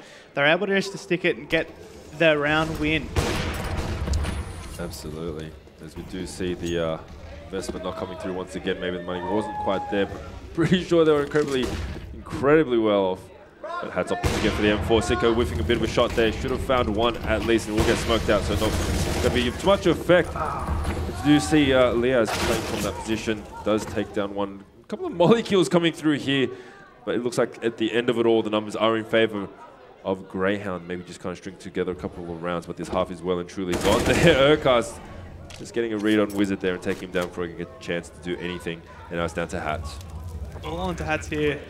We saw that smoke bug on that jungle molly right there, and that would have been frustrating for the Grayhound players. Nothing's really going right for them on this map, but Hats has absolutely no idea Prackham's hiding in mini pit right there, and easy headshot for him, and a round on the board for Grayhound. Surprisingly enough, they actually have been putting enough damage on the Kings Gaming Club that there isn't the greatest of buys here. They are able to pick up that AWP for Sicko. No AWP for Hats towards that B-bomb site. And Leaz only going to have the series here. A couple of famouses across the board, but Grayhound will have enough to buy out for both rounds. If they are to get it to an 11-4, even though it's not the ideal T-side, they're still in with the shake of the source bottle if they have a decent CT side to get fall back on.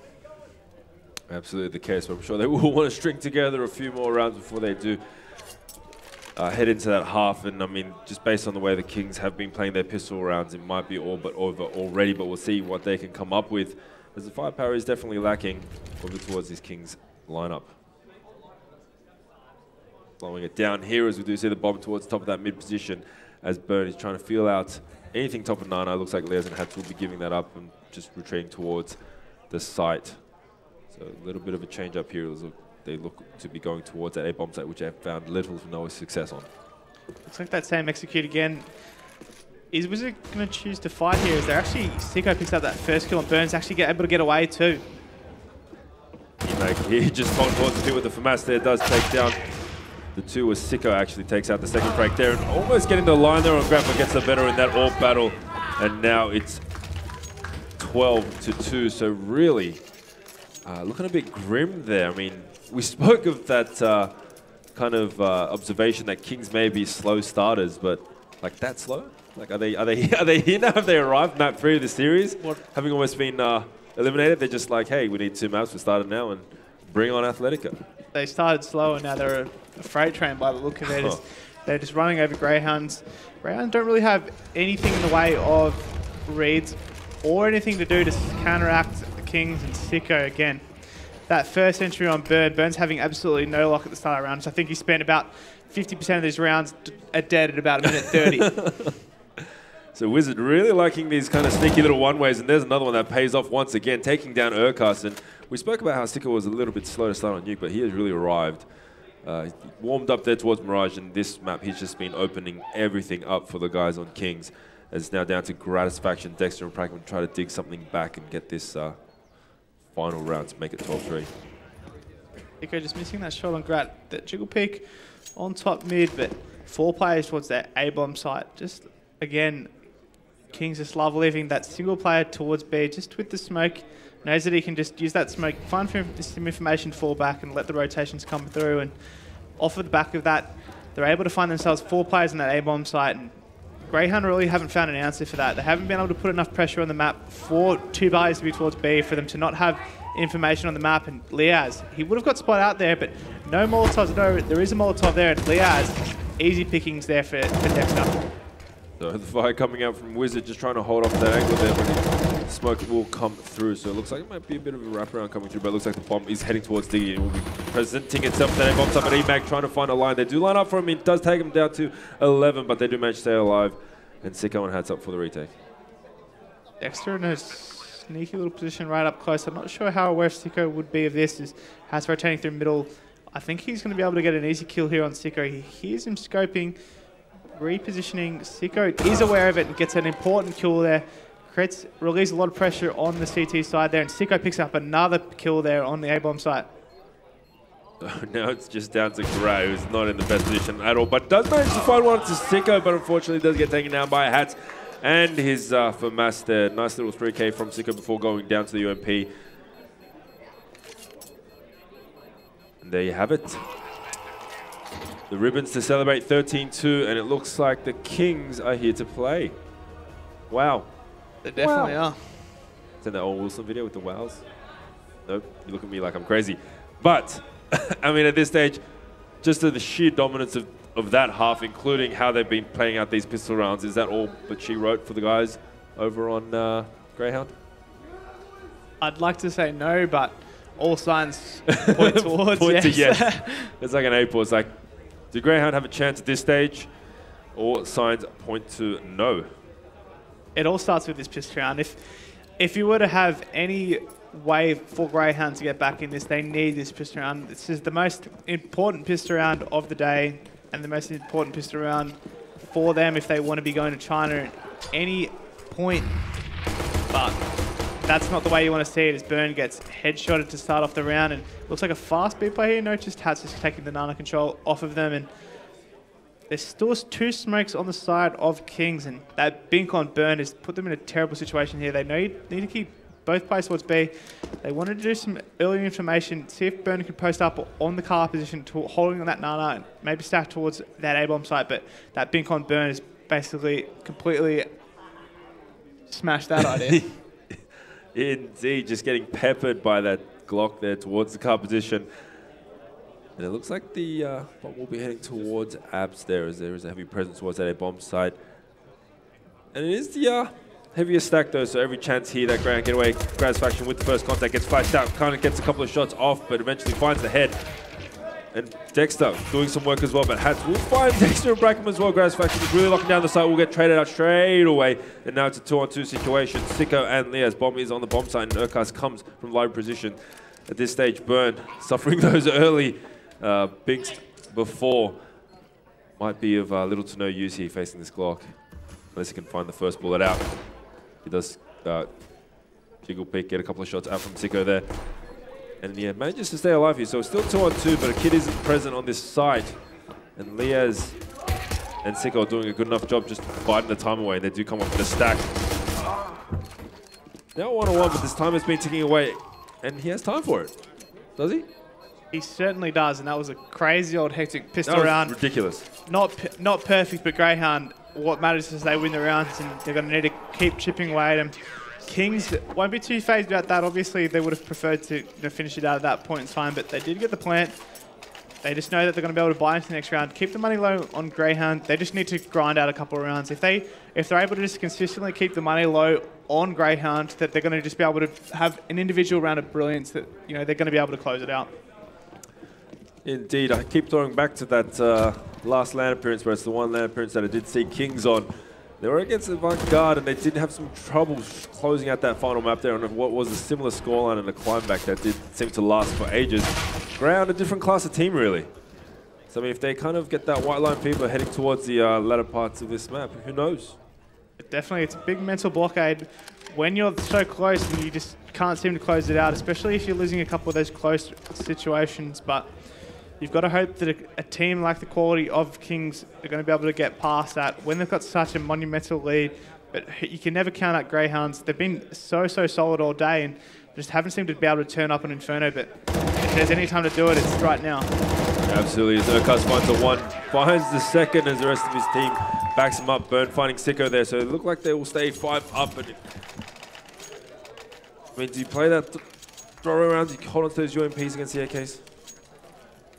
They have to. They just need to be able to build up the bank. They have to win with anything that's on the cards. They can't put themselves in a situation where they've got no money to fall back on, because if they lose a round, they can't be able to eco on the next round, because if they're on 14, they have to eco for that. You know, they're on map and match point, and at that point in time, any single error can completely split up. So they need to be playing a money situation right now. They need to be able to buy up on every round possible, and Prackham just doing a nifty little one-way in the Carpus position, but EMAG far too aware that he's not going to give him anything. Yeah, he's just going to wait out there, and Prackham just throwing a nade out, just trying to feel out if anyone is towards those stairs, as Wizard will make his way up slowly but surely, but nade not doing any damage. It looks like the bomb is making its way towards that A position there as the team kind of huddles up. There's still plenty of time left on the clock here. Dexter is locked down with that UMP. Looks like their position is to some sort of an execute. They don't have too much in the way of smokes, but a couple flashes in EMAG. Important entry there, and it all comes down to Prackham and Gratisfaction on the A-bomb side. Prackham picks up the first kill there.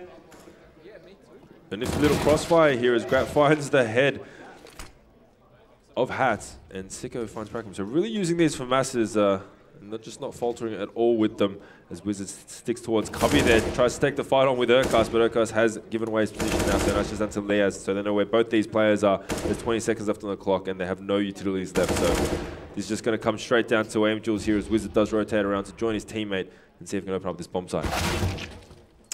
Urkas will shut that down straight away. Full on Leaz here with the 1v3 with this position known.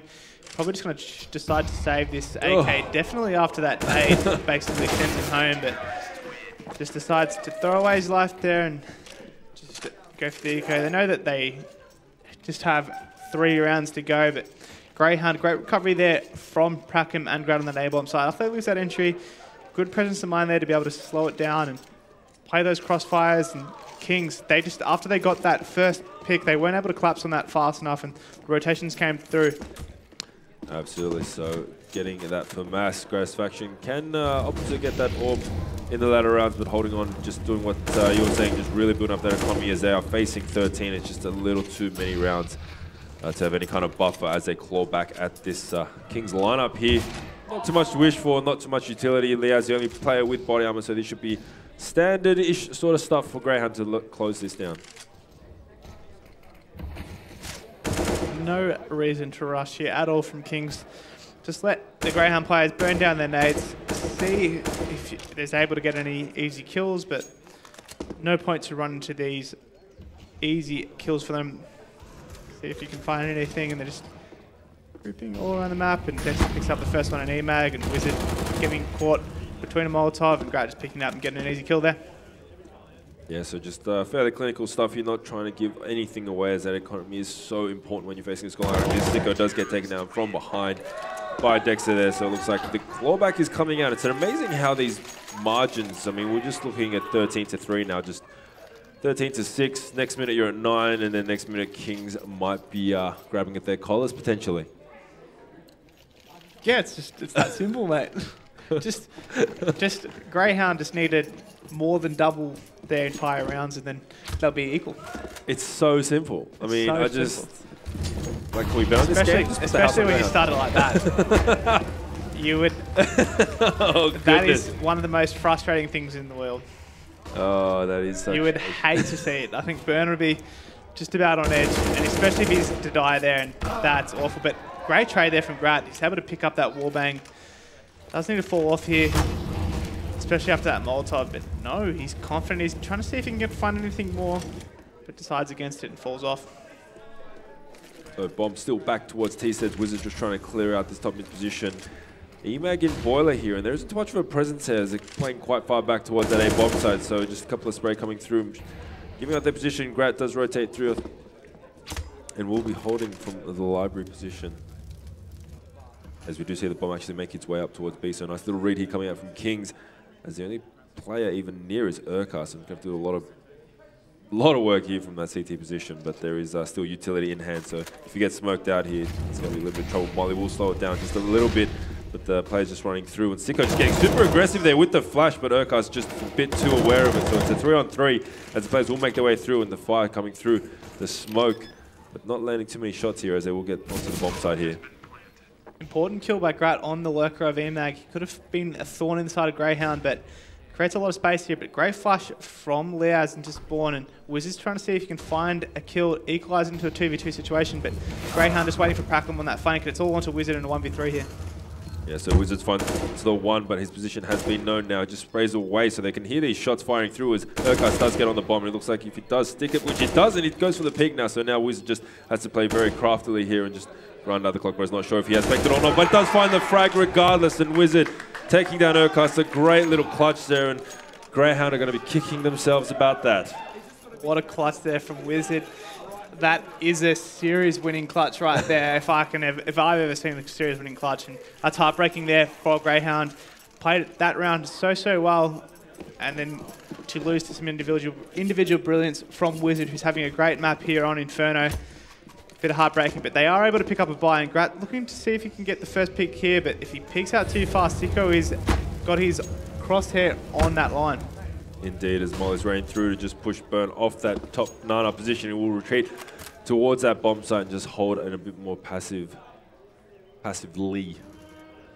As I say, as the bomb is dropped towards bottom of Nana, as Hats really has a hard on for this Nana position. Yeah. On both sides of them. That's one way to describe it. It's also his position that he goes to, but you can make it him having a hard on. if that's your fancy, Danny. No, it's not my fancy. It's just okay, it's a Danny. student observation. There's nothing to be embarrassed about. Yeah, he's mate. a good-looking guy. Whatever floats your boat, Danny. But here we go. It's 2017, mate. Oh, mate, totally. Nothing wrong with that. So it looks like, but I'm not saying that I am. But let's move on. Let's move on. As we see it, 3 times pushes in, but Earthy and Grat get one apiece. But Wizard, great entry there onto the B bomb site, getting that 3v3.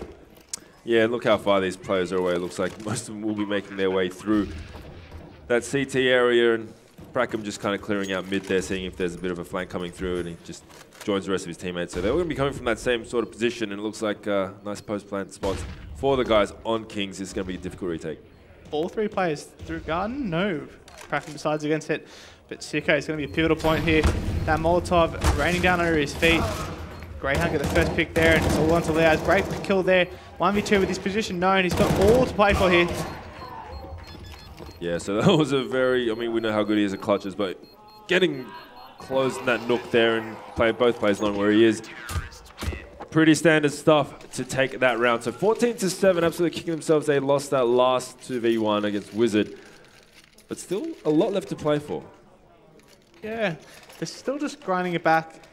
Not much money on the way of Kings. Just a couple of check nines picked up, a couple of flashes. See if they can do anything off of that. Greyhounds need to consistently build up their money here. Again, don't give them any inches on this.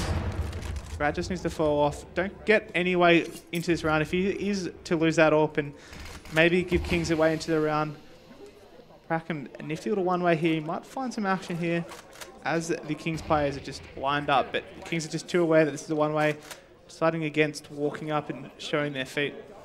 Yeah, so I had a thought about that Molly there. Decides to hold on to it for maybe a bit later in the round, but that initial nade doing great damage onto EMAG and Leaz, and the Molly will go out now. So this will slow down the pushes.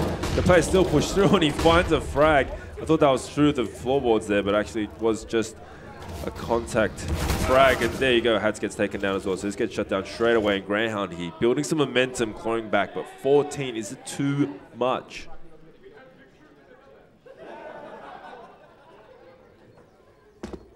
Just a nice slow end off to the round here as the two T players seeing if they can get any kills, but just trying to keep the money low at this point in time.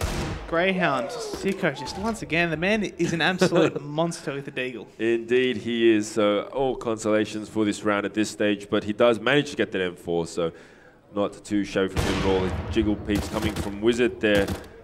Gun position giving away exactly where he is. He's down to one clip. And Sicko just trying to clear out the spot. The camera is just locked on Gratisfaction. He's just looking good. They don't want to get away from him as he picks up that kill on Wizard and just onto Sicko top mid with that bomb in pit. Just hoping he can get a couple kills, but running into that double peak of Dexter and Sicko. Too easy there, but should have a buy coming into this round. Not the most ideal of buys. Should be just an AKs across the board, a couple of smokes, a couple of flashes, but they might actually decide against it. Get that AWP on Sicko. No, they do decide to go for the buy here. Yeah, just a couple of AKs, just a couple of smokes. That B bomb site has really been working for them really well. They've just been losing those after plants. Let's just see if they kind of group towards that. We see 3 players from the side of Greyhounds going towards that early. And a great first pick there from Grat, getting a leg on eMag also, and perfect start to the round for Greyhound. It's burned once again. Absolutely, I thought there was definitely a collat on the card for Grat there, but does do a lot of damage onto eMag there. So once again, the Kings halted in their positions. And like you said, these post-plant positions not paying off too much. If it wasn't for that great clutch play from Wizard, they would be facing a bit more of a deficit. But individual brilliance, they're saving them this time, but they can't rely on that too much. And like I said, they hit this 9. I mean, there's always that huge psychological difference between double digits and the old single. As our crowd slowly turns into a football audience. What are you doing with those hats? Anyway. So it's a 5-on-4 situation there. Clock ticking down towards 40 seconds. Nades will rain out there. Not the most efficient of flashes as Grat's Molly will slow this down straight away. Shots get fired out and Bird is just kind of having a field day towards Fountain. He's shutting it down straight away. It looks like this round is all but she wrote as Leas does get taken down to... What? Top there from Sicko. Great little Molotov, and they've actually found themselves a way back into the round. Low HP across the board on Kings, but Leaz is seeing if he can get a kill, but Urkat's far too aware of that. And the 1v3, Sicko, great headshot on Urkast. So once again, we do see a 2-on-1 situation, a lot more difficult position right now. Sicko has absolutely no utility, and they have a rough idea of where he is, and he's only got 16 HP. Does get the 1. He kept every luck there to try to find that an opening frag, but does get taken out eventually. So, you know what? Got a lot closer if you're on the likes of Grayhound, but Dexter does recover that orb. So in the scheme of things, not too bad around. Greyhound just slowly chipping away at it. Kings once again just trying to force their way into that B-bomb site. Far less success this time. Grat getting that opening kill in that leg, and Burn on that Fountain just perfectly playing those angles back and forth, picking up 2 nice kills. And even though Leaz and Sicko are able to pick up a couple headshots a bit, Greyhound were just far too good to be able to close out. And Grat, great entry onto the round. Sicko once again getting that first pick. Indeed, so really just putting that orb to work as Burn finds the likes of Hats and Leaz, just trying to find something towards the top of mid there with that CZ. But you know what? The more I watch this as Wizard gets taken down from a nice shot there from Burn, as eMag tries to just find anything through the smoke. This is really looking like that game between Kings and Avant. This scoreline is just getting a little bit away from them, although there is still a huge buffer of 5 rounds. We see the tac pause coming out for Kings, so they must be feeling the pressure right now. And Greyhound just a couple rounds away from it being tied. eMag just running to the crosshair of Dexter, and Dexter picking up 2 easy kills there. And important tac pause here for Kings. What's their approach going to be on the map? They haven't really tried themselves too much towards that A. They've just been doing their stock standard default and that contact play into B. Will they try to fancy themselves towards some sort of A execute, or are they going to stay with that tried and tested B hit? So we'll see Burn really trying to shut down any kind of aggression coming early towards that Nana. But I mean, once again, I did say nothing taking away from Avant-Garde, but I mean, they can't afford to do what they did at AUNZ Champs right now. I mean, Greyhound are just a different class of team, and they're just going to absolutely crush them if they give them any more breathing space than they already have. Yeah, exactly right. A team like Greyhound's quality, you would expect that they'd be able to capitalise and finish off Kings if they're able to give him so much leeway. So it's important for Kings to be able to close it out after this tack pause, to be able to get a couple of rounds on the board. If you are to take that tack pause and then lose that round and find yourself at 14-12 after losing that eco, that's when you really start feeling the pressure. There we go. We see Urkas just raining down the nades to lock down that Nana area. It looks like the Kings haven't really moved too far forward. Bit of a slow round here. No one really wants to give an easy entry into the round. We've seen Grat going for those early picks in these rounds, but decided against his time. Just posted it up on the boiler line. And Kings very tentative at the moment, lining up a couple of smokes. We see Hats lining up a smoke for what I presume is Dig. Yeah, so it looks like it might be shaping up for a little bit of a fake here. As we say, that bomb creeping its way towards top of Nana there. So nades raining out there, as they do remain a little bit of presence towards that apps area, but the bomb's still just adamant in staying towards this ball position at top of Nana. I really love this B-bomb site.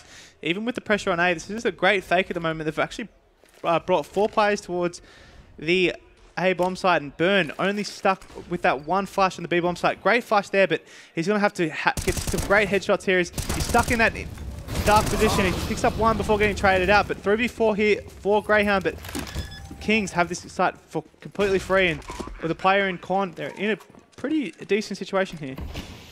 Yeah, it does. Burn did a little bit more damage onto ELEAGUE there, but comes off worse for wear from that trade as Leaz takes down Urkas and makes it a 3-on-3 here. So Prackham needs to be a bit aware that Leaz is just on that angle towards Sandbags as he takes down 2. It's a wonderful work. The spray down coming through, and it looks like it's all collapsed as Dexter manages to stay alive on 2 HP. But to clutch out this would be an absolutely amazing feat. The bomb is ticking away there. There's Leaz hiding just throughout the smoke there. Once he touches that bomb, it's going to get absolutely sprayed. And with 2 HP, you can't really back him. He sprays it before he even taps it. So there you go. Clinical from Leaz. And maybe Kings. I mean, you can't ask for more than 15.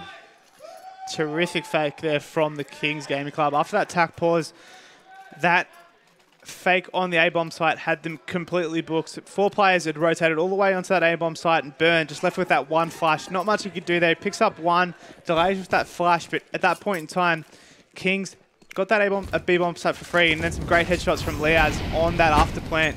Gets him straight back into it. Grat going for a bit of an early pick towards Nana, but not seeing anything and taking a lot of damage from that Molotov as 5 players from Kings positioned towards A. Indeed, trying to find anything towards bottom there, but gets taken down to 46 for his trouble. But it looks like he still wants to find something, anything, but he's not going to find too much of a presence. But this is good information for the rest of his team, as the guys on Kings that do look like they're shaping up towards this A-bomb site. Prackham's flashed off the line. This bomb, the execute's running out. It's a fast execute on the A-bomb site. Urkas and Dexter pick up 1 apiece before ELEAGUE traded him out. Indeed, so ELEAGUE does get taken down to 11, but we've seen a lot of players do a lot of work on low HP there, but Prackham should pick up quite an easy frag there. If he decides to pick, it's actually Burn that will take him out. As Leaz actually takes down Dexter towards mid there, so it's a 3-on-1 here. Leaz, aka the clutch king, that gets flashed down, gets taken down without putting up a fight. So there you go, 15 to 11, and this is a dangerous, dangerous position to be in, albeit the scoreline. Yeah, I'd be interested to see what the money is on the Kings side, and terrible money. Sicko and Hats are both going to have to double eco here. So what's the game plan for this round? Just a couple of pistols, armor on ELEAGUE. Could be 13-15 before we see a proper buy on the side of Kings. What's the game plan for this? They've tried to hit this A-bomb site and they've got completely shut down absolutely every time. And Greyhounds should be able to recognize that the only success they've been having is on that B-bomb site as Burn picks up that first kill on Sicko. So nice little opening there for Burn.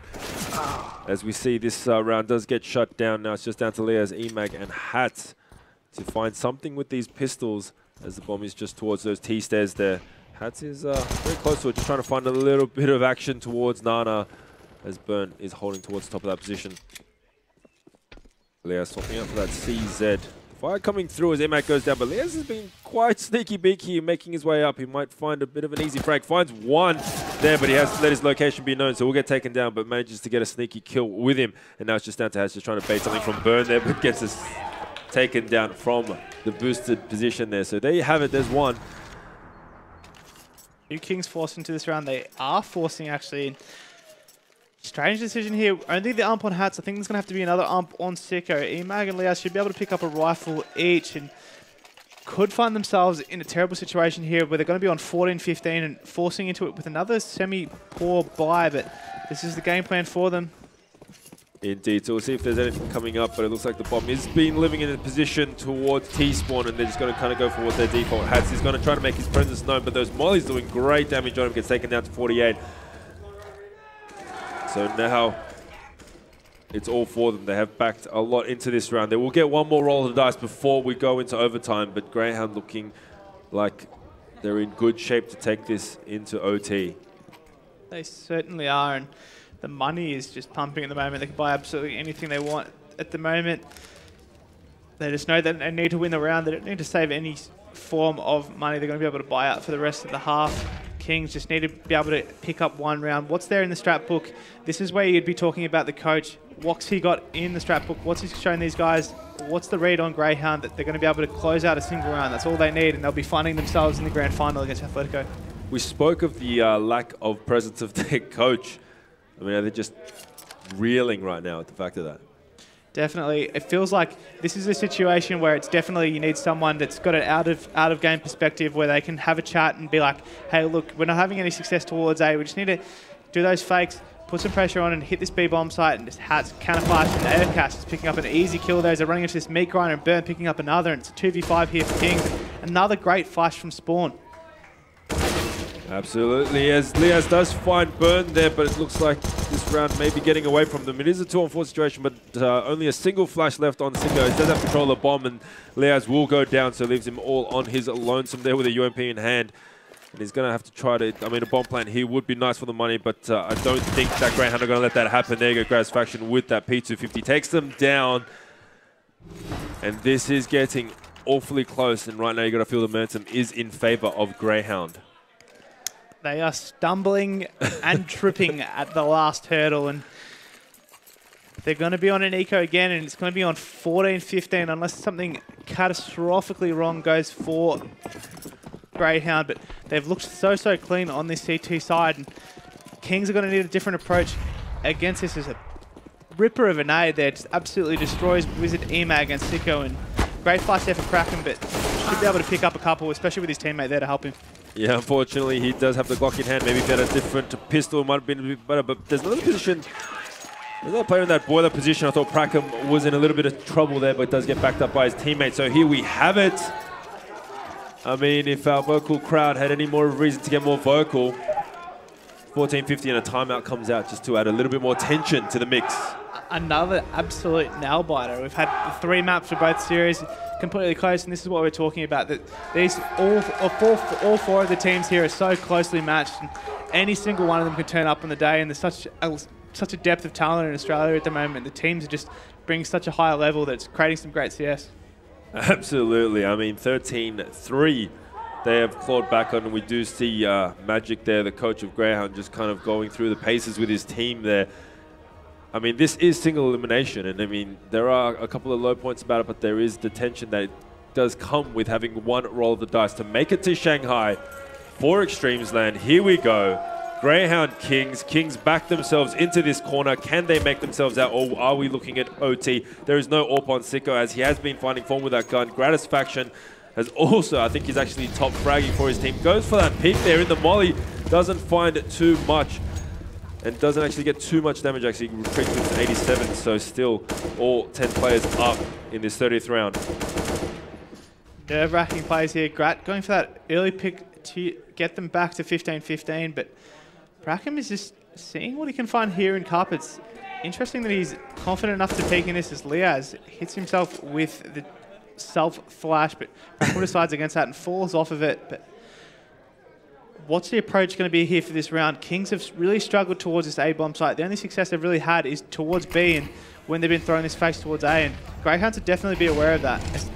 2 players are through into mid, but the bomb's positioning himself towards B, and Dexter would definitely have seen that, and he catches Wizard completely off guard, and that's a perfect start to the round for him.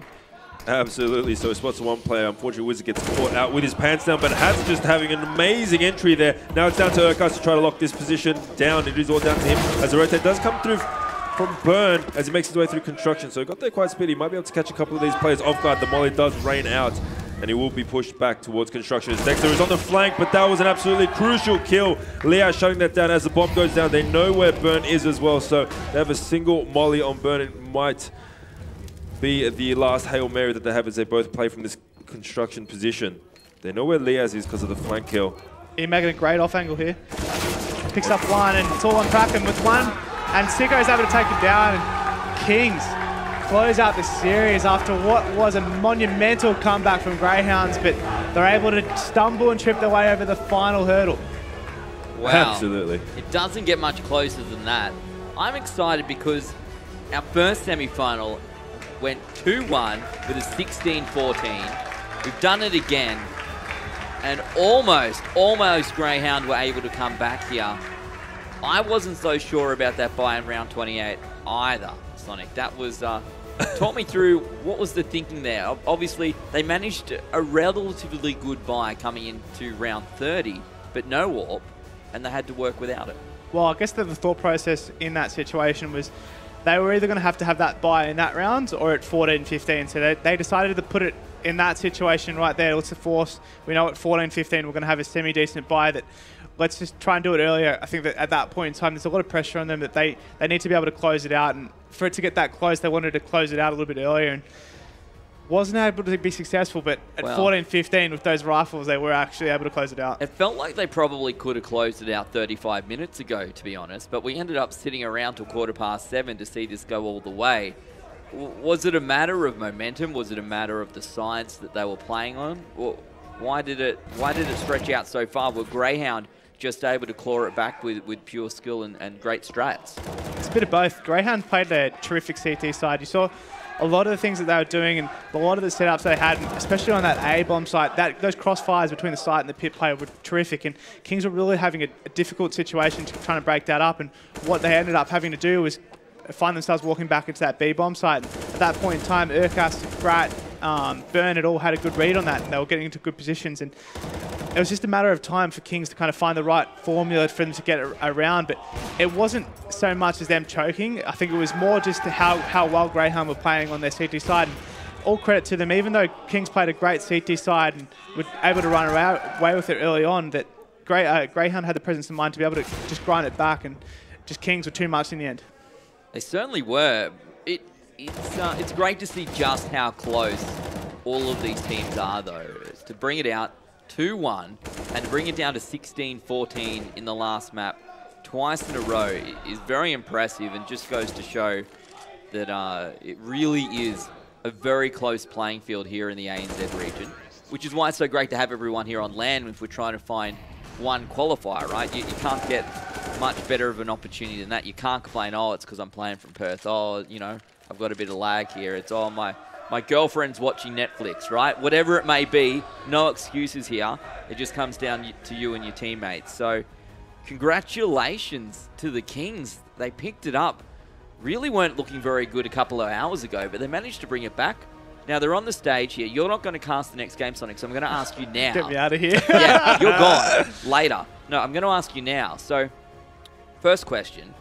Is it a benefit to have played these games now, to have 20-minute break and then come back on? Or would you have preferred to have taken the break, won this morning, and get to watch your opponent play? I'd definitely prefer to be Kings in this situation. Coming in with the momentum, it's not like they're going to be burnt out at this point in time. That, you know, recently they'd played all day on Sunday. These guys can play CS all day, and to come off of that momentum and kind of just have the high of that, you know, if they're able to come in against Atletico, they're going to be a bit cold, you know, having to watch the game and seeing them, you know, build up and see the momentum. It's a bit of a daunting thing to be able to, like, come in cold and dry turkey and come into this against a team that's really gelling and playing confidently. It's not ideal. I'd definitely prefer to be Kings in that situation.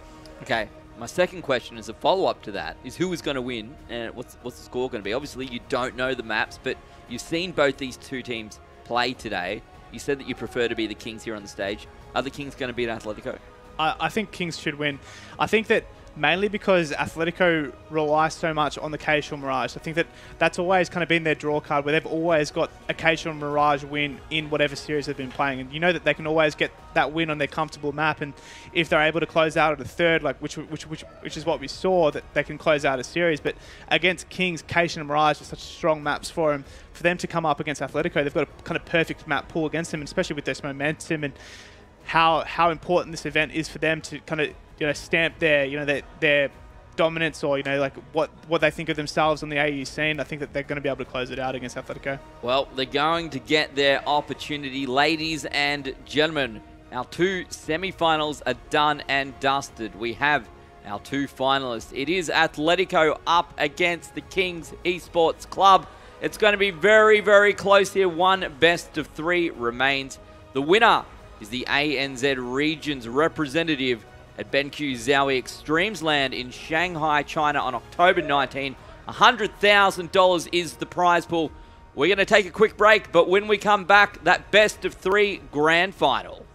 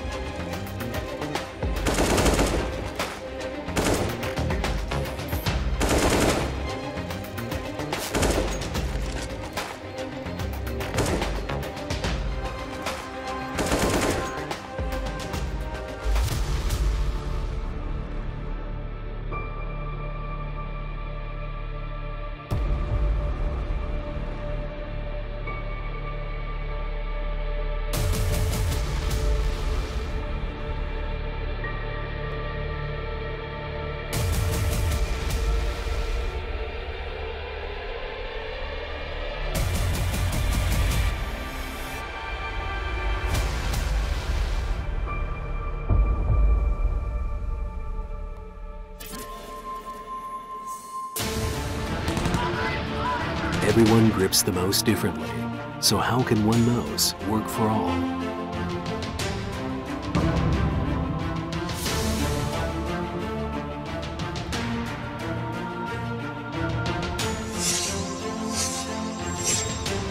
Different sizes and shapes for your options.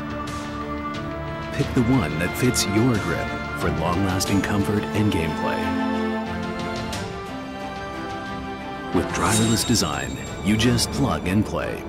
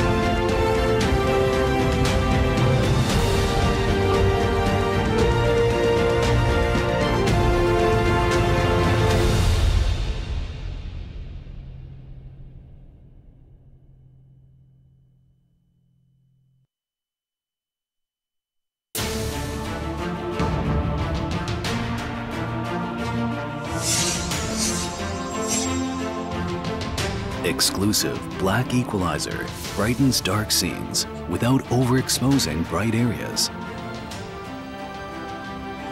Use the S switch to quickly access the setting and switch between save modes.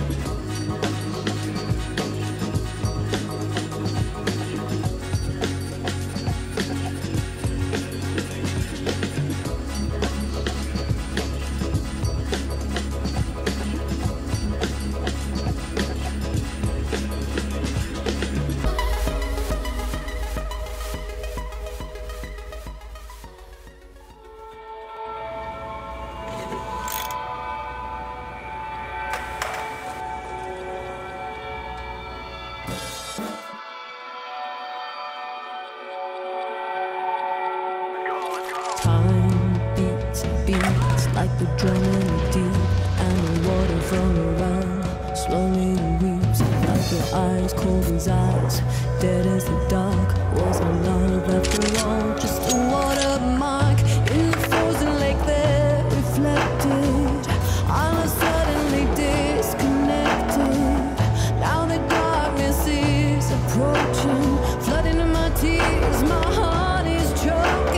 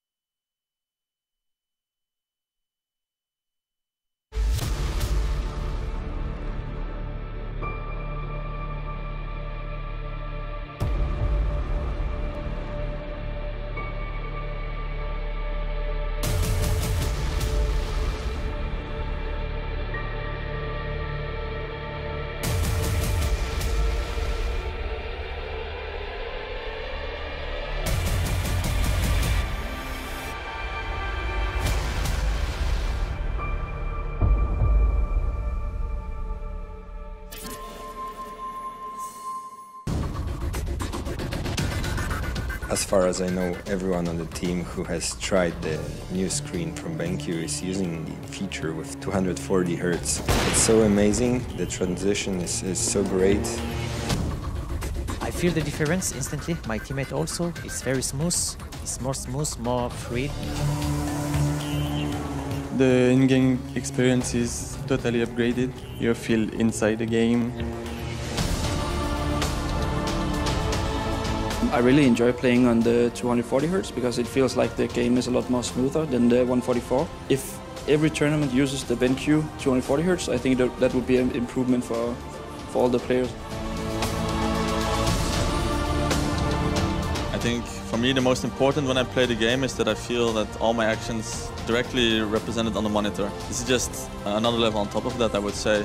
It improves your gameplay a lot. You can react much faster on these kinds of monitors. And like once you play on 240 Hz, you can't go back.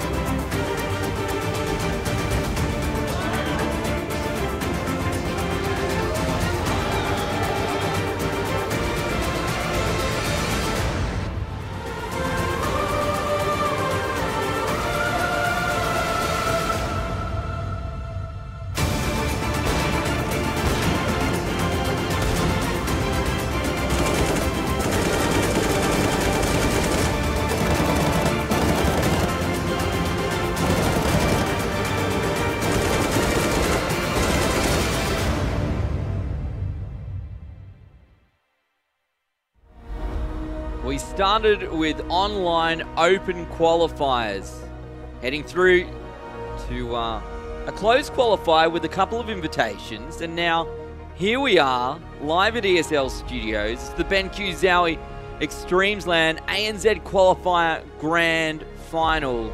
And only 2 teams remain. Atletico up against the Kings. A best of 3. Both these teams have already played today, winning their respective semi-finals. And doing it, I don't know, guys, would you say that it was hard going, right? It was a bit of a slog for some of these teams. I reckon both of these teams had a bit of a slog to get through to here. Obviously, both series going all the way, and especially Kings, that would have been exhausting going the 30 rounds for the last 2 maps. Yeah, if you're going to take it all the way, that's going to be it. My name is Sam, joined by Sniper and the real DK, Danny Kim. It's great to have you. I want to call you Donkey Kong, to be honest, because isn't that what DK is all about? But we'll leave it. It's cool. Sure. You're the one that took the name, mate, not me. You're the one. So just roll with it. Just roll with it. Just roll it. That's what Donkey Kong would do. He's a barrel of laughs. We're going so well. We're having a good time here in the studio. There's still a pretty good crowd. Some of them, by the sounds of it, more excited than Elfish Guy at a K-pop concert. And so they should be, because this is some of the best domestic CSGO we're going to see here in the ANZ region. It's an opportunity for the best of the best to go up against each other. At least in the terms of players. I'm not sure about these jokers, but no, they're having a laugh, and that's exactly right. Having a good time. Oh, no. You know when they tap their quality, yeah. You know that we have an anti-dabbing rule here in the studio, by the way. If you dab, you're out. This also means try. We don't want that. Don't want that. So, talk to me about these 2 teams, Ian, because it's, honestly, I don't think many people thought Atletico were going to go through. It was a tough ask going up against the Chiefs. They were invited. The Chiefs were invited to this tournament. They had a direct invite all the way through. They were our IEM favourites here, of course, for the ANZ region. And they've, in general, been playing pretty well. Lately, not so much. But on land, we thought surely they were going to pull it out. But no, Atletico got the better of them. And to be honest, I think they almost looked like the better team today as well. That's what I would say anyway. God, they definitely were. I mean, I think you ask Chiefs, I'm sure even they were shocked that they lost to Atletico. But on the day, and especially in that last map, Atletico just looked the better team. Yeah. I mean, they just had the structure, the patience, the nerves, everything was going right for them. And then I think you could say the same for Kings as well. In that last map, they just blew Greyhounds out of the water. And then it was just a matter of time before they got that last round. And it did take a while, and Greyhounds did well to fight back and get back into that game. But at the start, it was a 13-2 half. I mean, that's convincing. It is quite convincing. And honestly, I think today's been such a great day of CSGO action. Like, there's been so much to do. There was great food. We had sponsor machines. JW Computers had out, so they like dual 1080s or something doing. You could go out and you could try the 3 different screens. There's VR in there as well. VR as well. You could go have a look at the 60 hertz, up to the 144 hertz, up to the 240 hertz. Like, for a lot of us, we buy online here, I think, in Australia. And to get hands-on with a ton of stuff has been awesome. Yeah. So I've enjoyed it. I think the audience has enjoyed it. And the CS has been certainly up to par. And definitely, I expect no less of this grand final. So let's go and take a look at how we got here today. Our first semi-final was the Chiefs up against Atletico. As I said before, at least from my perspective, I thought the Chiefs were going to win. Atletico have been playing well. The Chiefs have been playing averagely online, but we thought surely they get to land, they get the win. Not the case today, and it certainly came down to that 16-14 out on Nuke, losing, I think, on an anti-eco as well, so that's less than ideal. Our second semi-final, Grayhound Gaming up against Kings Gaming Club. Grayhound came out strong. They looked very, very good to start things off on Nuke, but when it got to Mirage and then it pushed all the way through to Inferno, it feels like maybe the Kings just warmed up enough. I said this before, Ian. Tell me whether you think I'm right or wrong. If the maps were reversed, so if Kings had played on Mirage first instead of Nuke, they would have lost Mirage and they would have lost Nuke, and that would have been it. Yeah, I think that's safe to say. I mean, even they nearly lost 2-0 anyway, so it was just a matter of Kings coming back and winning that in a clutch situation for that second map for them anyway. But I think the question for me is both these teams played Mirage, both of them played Nuke. Are we going to see that again?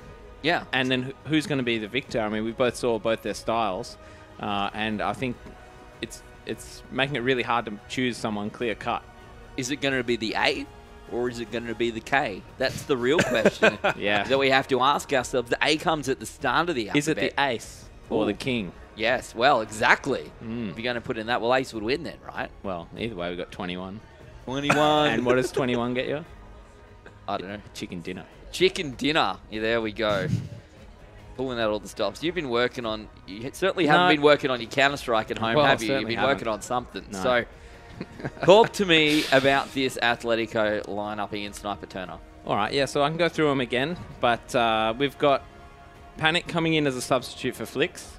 And he's pretty much been the star substitute for this team so far. He's hitting his shots with deagles. He's getting in all the right positions. He's unpredictable. No one's knowing where he is any time across the board. It looks like Chiefs just couldn't get his number. We've got Badge. Admittedly, himself after the game admitted to me he's having a lackluster tournament so far. But then you've got, well, he's their AWPer as well, so that's not a good sign. But hopefully against Sicko, he can do some damage. Dick Stacey, he's the in-game leader for Atletico, coming up through the ranks of Rank S. And then I'll follow it up with mentioning Sync this time. Really solid player. Today, he's probably been the shining light for the core four, playing the best out of all of them. And then Texter, who's had a bit of a slow start, but I feel like he's definitely arrived in that last map.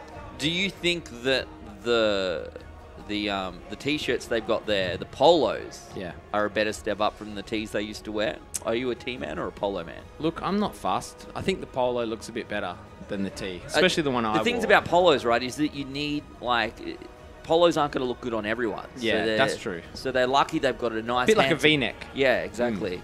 As you start unbuttoning up your shirt. I could. You could. I could go places with that. But, look, I mean, these guys seem to fit out the T-shirt okay. Yeah. I think other teams might struggle, but these guys do all right. And as you see, Kings, they've gone for the T-shirt. They have, without the collar. Yeah, it's gone well. Let's talk about the Kings. Talk me through this lineup, Ian. Yep, so we've got the star-studded lineup of the Kings. We've got Imagine, who's returned from his sabbatical in North America with Winter Fox, and he's come back with all the experience as well. So he's going to be doing the in-game leading for the Kings with Hats, a bit of a flashy player, has some great moments throughout the game. Can use the AWP. You'll see him double the AWP with Sicko. Then we've got the incredibly flashy Liaz, who is just seeming like the complete player at the moment. He can do just about anything. And then you've got Wizard, who's also, you would say, a bit of a complete package. He'll help anyone out, and he'll also frag if he needs to. What are your thoughts here, Danny Kim? You've had the opportunity to see both these games so far today. As I said, Atletico, they've come out strong. They played some good CS, and they've earned their spot in the final. The Kings, they struggled early, but they brought it back, and they've had a good run so far this afternoon. They've got their same spot on the stage. They haven't moved, and they're in a good warmed-up position. How are you feeling about this? Yeah, I mean, if we were going to say anything about Kings being slow to start, they definitely did end up arriving towards that final map, Inferno. And just on the individual plays, we talked about how the AWP on Atletico hasn't quite reached its potential yet. And Sicko was hitting some really sick shots towards the end of that. And just based on what Sniper was saying in that earlier observation about Chiefs just maybe over-strategizing, not being huggy enough to go up against this Atletico lineup, I don't think Kings are going to have an absolute, any problem with that at all. That's going to be the Kings style this game, I think, especially without their coach here. I think we saw their T side was really weak on just about every map. So it's definitely their weakness, and I think it's going to be up to Atletico to bolster really strong CT sides. Yep. If that happens, then Kings will be in a lot of trouble. Okay, talk to me about maps then. You touched on it a little bit earlier, but let's elaborate. What do we think we're going to see? What do we think is going to be removed? Okay, so I'm not quite sure, but I think we're going to see Mirage. Yeah. We might see Nuke again. Okay. I'll be very excited if we do see those two maps. Like, obviously, Atletico will want Mirage and Kings will want Nuke. So, but for the third map, could be anything. I know Kings probably like Train, and we saw Atletico play Train before, so I think they'll be wanting to avoid that, which will leave open their other map, which is Cobble. So if Kings pick Cobble by accident or on purpose, then I think secretly Atletico have been working on it. We know they're good on cache as well, Atletico, so it's going to be treacherous for Kings no matter which map they pick because their T-side's been so weak. But hopefully not Inferno, but we never know because Atletico did just get to watch that whole game. They did, and I think it's a definite benefit. Honestly, I feel watching and being able to just really, especially when you know I'm going to play one of these two teams, right? It's like next up, this is what's going to happen. It's fresh in your mind. You're ready to go. So let's go and take a look at the maps that we won't be seeing. Our first vetoes here in our map selection. So no Inferno, no Cobblestone. So we said probably no Cobblestone. For both teams, I guess. Yeah. So feeling pretty good about that. Let's go ahead and roll out the first two maps in this best of 3. Overpass is the pick there for Atletico, and Train the pick coming out from Kings. Now, we talked about being able to see them on Train earlier. Overpass, on the other hand, we haven't seen that today. Well, we know Atletico are pretty good on Overpass. They usually like to pick it, even against other teams like Tainted Minds, who are also good at it. Makes it interesting that, if they had the opportunity to verse Greyhounds on Overpass as well, they would have liked that, probably. But so I think that they're a good Overpass team, and I think they'll definitely take it to Kings. Now, what do you think is going to be the last map, by the way?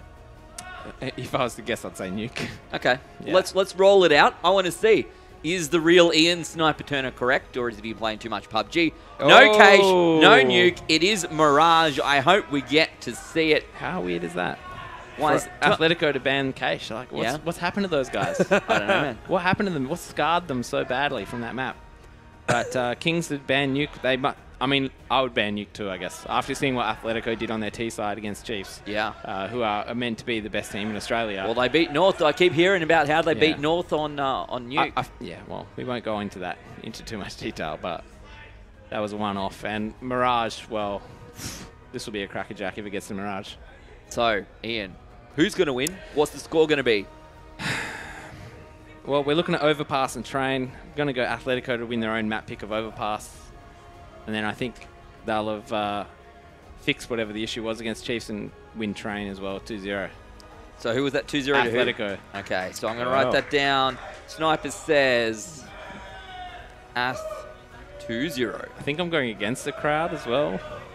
So that adds more credit to it. I'm not 100% sure if the crowd knows what they're cheering for, though, so I wouldn't put too much credibility or concern into that. Danny Kim, what are your thoughts? I think Kings have this either way. I think Atletico's best chance is on Overpass, but I think Mirage is a bit of a clash of egos, right? They both think they can run rule through this map, but I think Kings just have that bit more class if it gets that third. So probably like a 2-0, 2-1. I'll say 2-0. I think Kings, they've been in their seats. They've played through a bit of a grinder. And I think Atletico may lack that experience that Greyhound had. Well, I reckon we're going to see the Kings win. And I reckon it's going to be a 2-1. Everyone wins their own map. And then in the end, when it gets to Mirage, the Kings pull through. But to be honest, I'm just pulling this out of my ass because I was going to say, we're on land. Anything can happen. So much is on the line. The winner of this best of 3 heads overseas to Shanghai, China to compete in the Ben Qzhou eXTREMESLAND Asia Final. 16 of the top teams from across the Asia region. One of these two teams is just one best of 3 away. Well, I was going to say it's Greyhound up against the Kings. It's not, but we'll get into it. Just take it away, boys. Indeed. So we've seen what the Kings can do in these pistol rounds, but it's a new and unknown quantity here with the guys on Atletico, as we see Atletico starting off on that T side here on their map pick. And we'll see if the Kings can bring that sort of form into this first round. So as you can see here, Sicko's taken an aggressive line there and had to fall back, pushed into the site. Atletico, they're not really forced into anything here. They don't have to hit the A site.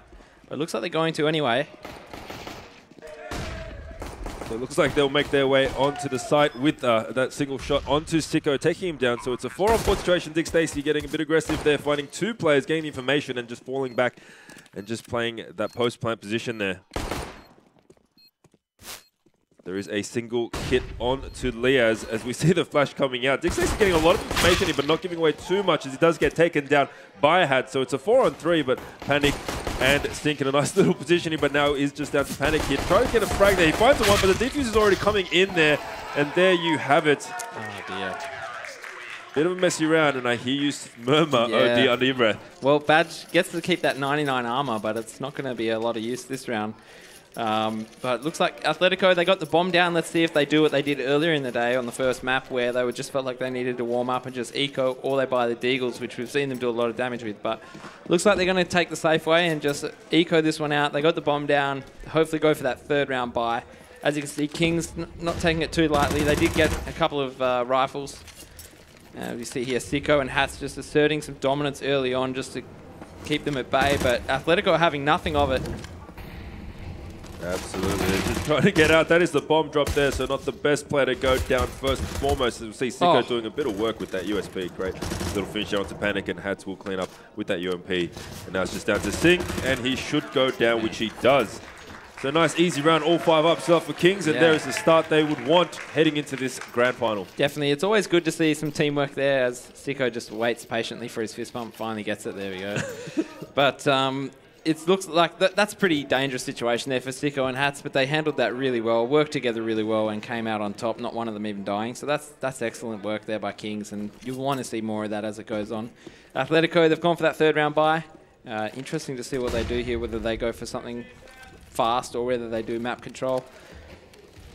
Kings, though, again, just letting them know we're playing close at the start, forcing Athletico to use a bit of utility if they want to clear that out safely. But as we can see, they're mostly stacked towards this monster side, and Liaz takes a bit of damage, and this springs Athletico into action as they get their entry frag with Badge. As we see, Leo's trying to hold down that monster position, gets sprayed down, eventually finish off, trying to bunny hop across to safety there, and Badge is making his way onto that bomb site. Smokes will come down. eMag in a nice little position. He gets taken down from heaven by Wizard, and he looks like that has been shut down. The bomb making its way towards that dirty water area as Sink has just been able to try to lock down that position. It looks like Texter made his way pretty forward onto the side there. It does get taken down, and eMag here taking on the fight against Dick Stacey, the AK reigning supreme. So a 3-on-2 here with Hats in a little nifty position. Yeah, pretty interesting as well, because it looked like they went in a little bit too hasty as Hats finishes off Dick Stacey in the back. And all onto Sink now. Man with quite a mission. So they're going to get some free upgrades here if they can swindle both those AKs. So another great round by Kings. Athletico, they got the entry kill on Liaz there, but maybe just could have used that a little bit wiser, I feel like. They went in there, but then they didn't. They hesitated, and then they had to wait for Dick Stacey and the likes to come back from the other side of the map. So I feel like it was a mistake, and they were punished for it. But they've got the Deagles this round. It's just a matter of time before Athletico assert themselves. They're going to get around here or somewhere, and then they'll be able to go from there. But it seems like that first round is always pretty evasive for them. Absolutely. So maybe not a bit of miscommunication or something going awry there, but we see the 5 Deagles go up. Just as I say that, it gets taken down to 3. Absolutely nothing else invested, no armor.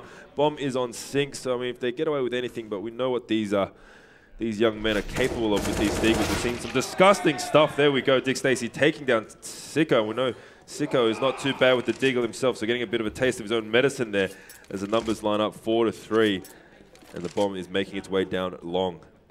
Now, Hats doesn't have to be too concerned here, but he can definitely get outnumbered real quick if no one's there to help him. But Liaz is backed up, and we can see Kings just playing it safe with 2 on each side. As Athletico, they're grouping up here and going to culminate onto this B site, A site rather. As Liaz with a nice headshot, takes down all 3 there with ease. No armor really punishing him. But that's the problem with the Deagle. You gotta be quick with it, otherwise you get tagged once and you're out of there. But I mean, we're talking about Liaz. It's like, what chance did you have, really? And here we go. So Athletico, they're going to buy up. They're going to have AKs, full utility, and coming up against Sicko now, who's picked up the AWP. As looks like just a default round for Athletico at the start. Yeah, Sicko just trying to find something towards party there. I reckon looks like a bit of deja vu. They're just going to try and work that same thing again, but hopefully not have that same mistake. But as you can see here, like you're saying, Kings with a bit of an aggressive play. We'll see if it pays off. Yeah, and a bit of information there. The presence actually isn't too heavy on the B bomb side here, so if they go for that similar sort of executors, Dick Stacey does go down towards Playground, and a nice little aggressive play coming out from the likes of Liaz and Hats, as they work quite well together as a duo, don't they? They do indeed, and that wasn't Liaz though. Well, Liaz and Hats do work together really well, so it is a good point nonetheless. As it looks like Kings are heavily stacked towards that A site. They've realised it's empty, but unfortunately Athletico had no one there anymore to see or hear what's going on. As Wizard, he's feeling the pressure here. Here comes the execute from Athletico, but it looks like the whole squad for Kings is going to be here. Indeed, Wizard does find that frag with a little bit of difficulty through the wall, eventually the clean up. Yep. Yeah, that was begging for some sort of individual to step up there and take everyone out, wasn't it, really? Because it was the only way you could see Atletico win in that situation. Kings had all the map control, all the information. They rock up early, whole team's there, and then that's just a brick wall for Atletico. So, once again, we see the pistols out for Atletico. Single Deagle onto Badger and Panic. They do have the armor this time, so aim punch will not be a factor, but at this stage, the firepower is far supreme. Sicko going for that aggression there, gets flashed, starts to fall back, letting that molly loose. He's going to see if he can get a little sneaky frag from the restroom position. Pretty interesting there, actually. The Sicko didn't even get blind, so he still fell back. But as you see here, they've got the Tech 9 armor, CZ, Deagle, you name it. The whole kit, the caboodle. Sicko with a nice shot onto Badger. Just having a bad day in general. Poor guy getting picked off left, right, and centre.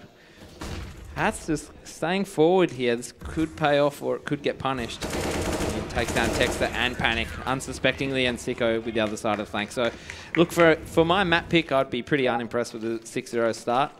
Looks like they're going to take a tactical pause and receive a bit of wisdom from the coach. Absolutely.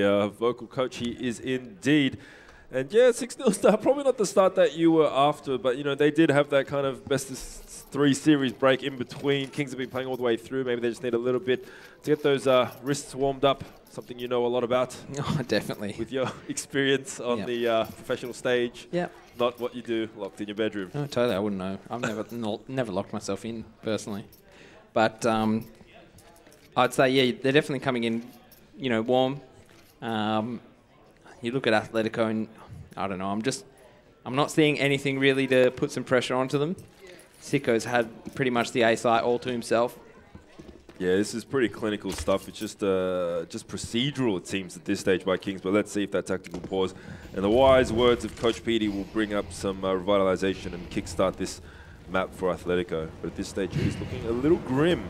Yeah, I mean, look, we're seeing Atletico again with 3 players over towards this B site, and Kings with an aggressive information play.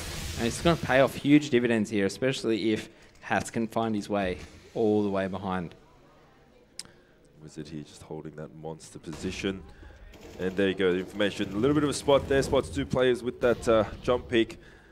And along with that huge rotate there coming from Hats, they are just getting blocked in from all corners here. I'm not sure about this from Sicko. If he goes down, that whole site is way open. So it's not necessary from him. Just leave them funneling into this site, which you've got all the information on. As Hats opens the door, that will come as quite a shock to Atletico. And it's just looking all too easy for the Kings at the moment. It really is, isn't it? Yep. Like, Hats just absolutely could have done it. Anything you wanted there. Just goes to show it doesn't matter what cards you get, it's how you play them. Oh, it depends what games you're playing. Aren't there some weird, stringent European games where King's highest? Or Ace? Yeah, there's heaps of games where Ace is low. Okay. Like in this game? Yes. Now you see where I was going with it? God damn it, Danny. But as I was speaking to Sonic, a lot of the turn of phrase, there was nice little opening there from Sicko. He looks like he's bringing that form in against Grayhound 2, this Atletico lineup, but it's still early days. Yeah, it is indeed. Nice counter rush molly there. Just going to stop anyone from going up for a YOLO play. Panic, pretty unfortunate. Gets taken down with a great shot from Sicko. Just jumping across a bit early maybe, but that gives away Sicko's position, and Atletico weren't in a position to capitalise on him having to fall all the way back to the A site. Now, Hats and Sicko, pretty unorthodox hold here, having both of them focus on short and then occasionally have a guy peek long. So usually you would expect to see the AWP do that, but whatever works. As we still have pretty safe setup from Kings. Not like usual where they've got the entire team stacked away because they gathered some information. As you can see there, Dick Stacey just sitting pretty with his Tech 9 over towards the B site. And we've got... Looks like Hats is getting hungry for some info, and he finds it in the form of Texter with the bomb.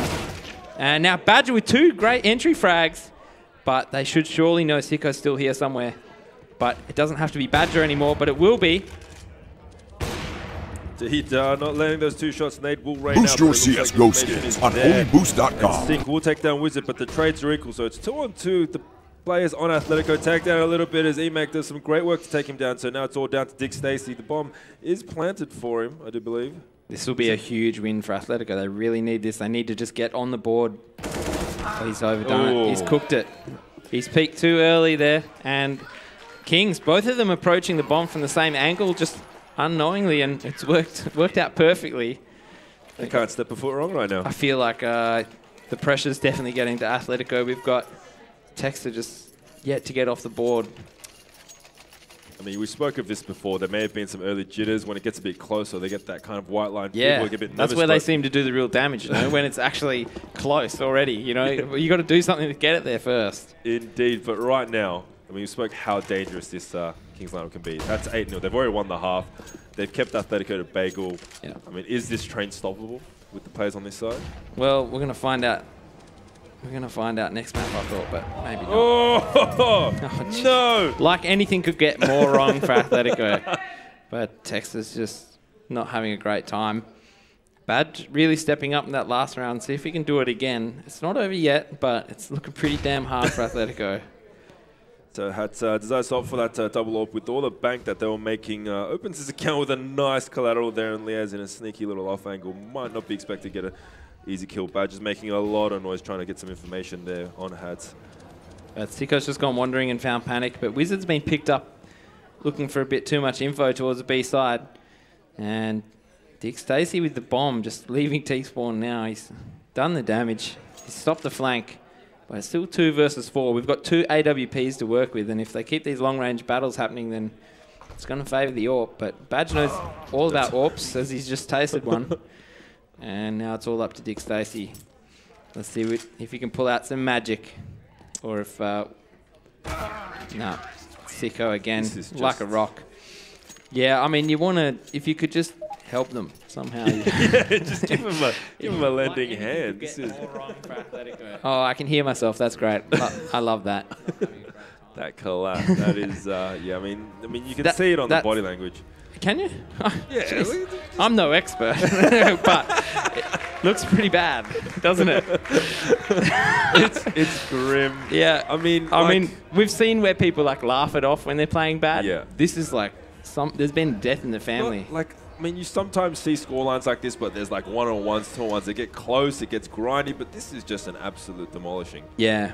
And I mean, I've heard, I don't know much about Texler. He could be an emotional player. And so if you're already 0-9, it's only going to get down from there. Like, there's no bouncing back here. Yeah. But usually he has such a great time, and this tournament has just been shocking. Despite beating Chiefs, that was great, but I mean, it was a team effort across the board when usually Atletico can bank on their stars to do a lot of individual work. Absolutely. Let's see here, it's a last-ditch effort here. Heading towards the B site for a rush. Yeah, it's the old B rushes. Wizard just kind of gets caught with his pants down, spraying through there. But look at EMAG there, just in a sneaky corner. Oh my goodness, does get taken down to a sink. With an opportunity here to open the count, just kind of rip the dream of 16-0 at this stage, because it might be headed there. I also don't think that he'd expect Sicko to be here, because Atletico just didn't know where Sicko was going at the start of any round. So this could be it. This could be stopping the 16-0. This could be stopping it. I've jinxed it. No! I tried, man. Not a chance. I tried Caster's Curse and everything. Like, nothing will help these guys right now. Kings are just demolishing them. Just P250 to the face. Just doesn't even give him a freaking chance. I don't think he got to push mouse 1 in that instance. Well, that's Texter's life right now. He hasn't pushed mouse once. Look at the money. It just... They've got the loser bonus. There's no excuse. They can buy every round. They're 0-5 onwards. They're fine. Bit of friendly banter between the two. I mean, what else can you do? I mean, this happens to me a lot, where I'll go into a random Puggy 5-sec at my terrible level and you just have no answers because the other team's actually decent. But at the professional level, where you're a team with strategies, nice opening there once again from Sicko. Is going to get set upon by quite a few players here, but the molly does go down. He will retreat back onto that bomb site, or he wants more. He wants more blood. But as I was saying, when you're part of a team that can't find an answer, yeah, look, what is on the cards? It's pretty tough when you run out of questions to ask. When you don't know what's going to work and what's not going to work, because you're just down so far. You really just need to put a bit more faith in chance. That's all you can do. I mean, if it's any consolation, oh my God, Texas on the board. Going hard, but there you go. He gets a frag, but it's 3-on-1 sync once again. This is becoming a familiar sight. Takes the peek, gets spotted, they know where he's going to close the pond, doesn't even get a frag to go down with him. Nice. It's 11-0. This is looking very grim. Yep. And I was going to say something, but for the life of me, I can't remember. Oh, that's okay. Happens to me all the time. But Kings with 11 rounds to 0 are looking really comfortable. And now you can tell they just feel like they're going to win easily, and they're just playing like they're going to win easily.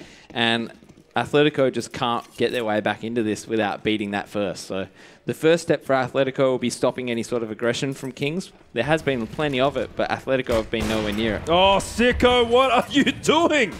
I was like, surely I blinked and I missed it. Oh, man. You know? You could breathe and you missed it. That was a great little flick from him. You said they have to stop the aggression, and just as you say that, Sicko's just like, I hear you, sniper. Yeah, he's like, whatever, man. We're just going to do whatever's there. Wizard kind of getting the double Wizard. there, yeah. You know, don't defend a site, just defend T-spawn. This team is just absolutely unstoppable right now. But like what I was going to say is you said Atletico need to roll the dice. Yeah. They need to take some chances. I mean, if you want a lineup to do that, this is that lineup, right? But those players need to be there. Sure. I always felt like I didn't feel like Atletico was a pug team. I feel like they're just like a team that had a default, and then they grind the default and they grind down their opposition. But their default hasn't worked at all so far. Remember, this is Atletico's map pick. That's my major concern. Yep. I did say that it would be an Atletico win 2-0. It's looking pretty bad at the moment. I'm going for 0-3 predictions, everybody. See you next season. Oh, that is why we love this game so much, right? Everyone's in it, and I don't know. I'm trying to find some nice superlatives there for Atletico, but right now they're just absolutely, they're struggling. It looks pretty bad, but I'm pretty happy that they haven't put 3 people towards B for no reason again. As you see, they've actually finally started to take some control over here towards Picnic, but they're going to come up against the Sicko Hats double AWP defense, and I just don't think they have the tools to make any ground against these rifles. Oh, so nice timing there. Finds the frag onto Badger. So, you know, his day gets better and better really here. It's like they just don't have a plan B. They're like, this is my plan. And then when it doesn't work, they're like, oh, okay, no plan. as Tex is like, you know what, I'm going to go find a kill. Can't even do that. Just walks into B, gets heaps of territory, and then gets buried by Wizard. But Panic. Oh, finds 2 there. Gets taken down to 11 for the trouble there, but just, they are still going out 1 by 1. Dick Stacey will find another, so now it's down to the 2 AWPers to try to take this bomb site back. Bomb will go down. So here we go, another opportunity. As close as they've been since the last round. Nate does find a bit of damage there, all for luck, and the smoke will go out in the molly. I mean, he could get stuck here, but he doesn't. Sneaks away. This could really happen. This could be their chance to get on the board. Played it well so far. He's up against 2 AWPers. They're going to use pistols. Oh my god. Oh, look at that face. It says it all. Just, wow. He's like, oh yeah, that just happened. Is that the kind of mental side creeping in now? Like 9 times out of 10, you don't pick him to lose that fight, right? Well, luckily for these guys, they still have another map after this because this one's looking like a write-off. They haven't even got their aim on yet. I mean, we saw Panic with a really nice shot there. If he could do that, give him half a chance for another round, but you're not going to be able to walk into the A site and find 2 frags when there's an AWPer, you know, half a mile away, zoomed in on you. So that looks like their only chance, really, as they've gone for this split again across the map. Pretty tough to see. Yeah, it's grim indeed, but we'll see what they can come up with. I mean, what is that about? They kind of dry peaked 1 at a time. It worked out all right by Panic in the end. Is that just kind of scraping the barrel there? Well, I mean, you're not going to be able to do the same thing again, I don't think, because obviously Kings have changed the way that they're defending. But this is not looking good for Atletico. I mean, there's not much else you can say. They're just getting beaten down, and there's no pulling them out of this hole, I don't think. Texter, just, you know, it's not your day when you can't even make that jump. Yeah, it's you know, much of a muchness. Still potentially 2 more maps left to play, but we're still already running it off. We've seen Kings kind of falter at the line. Actually, the 2 times they have faltered. Sicko, once again, just every single time, just look for his name in the kill feed there as Wizard does get taken down, but Dick Stacey doing everything that he can, but not doing enough. And Sicko, you know what? Just forget about it. The fadeaway. Even he's like, wow, did I hit that? What just happened? Look at him. Hey, where was that last guy? I got no idea. Huh? Damn, I'm good, he says. Oh, yeah, I mean, all credit to him. He can definitely say things like that right now as he goes. Now he's saying, like, I'm just gonna push Fountain. Watch. I'm just gonna go shoot stuff until I die. How free and loose they are playing. Yeah, is something you wouldn't think this was a trip. But look, to Shanghai. Atletico just haven't shown me anything. I've not even seen the Astralis execute, so I can't believe they picked this map. Oh no! Imagine that. Imagine that indeed.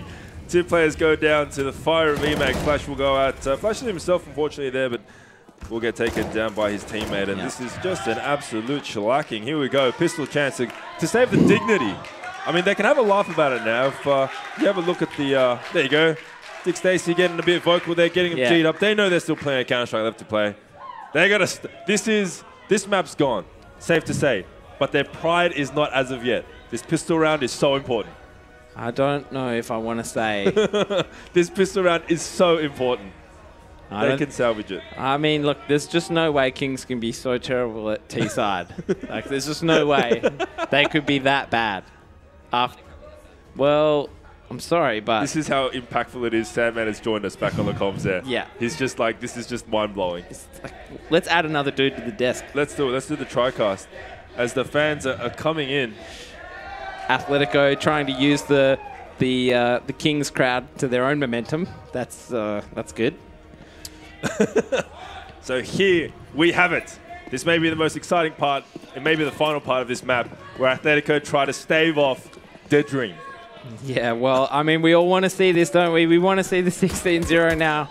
We're convinced it's happening, but Sync has other ideas. He needs to find a few. He kind of gets the crosshair in position, but goes down straight away. But the trades are coming out, so it's looking good. It's not too shabby, but look, it's all gone awry. They pick up 2 USPs. It's a 2-on-2 situation. Hat and eMAG to carry it through.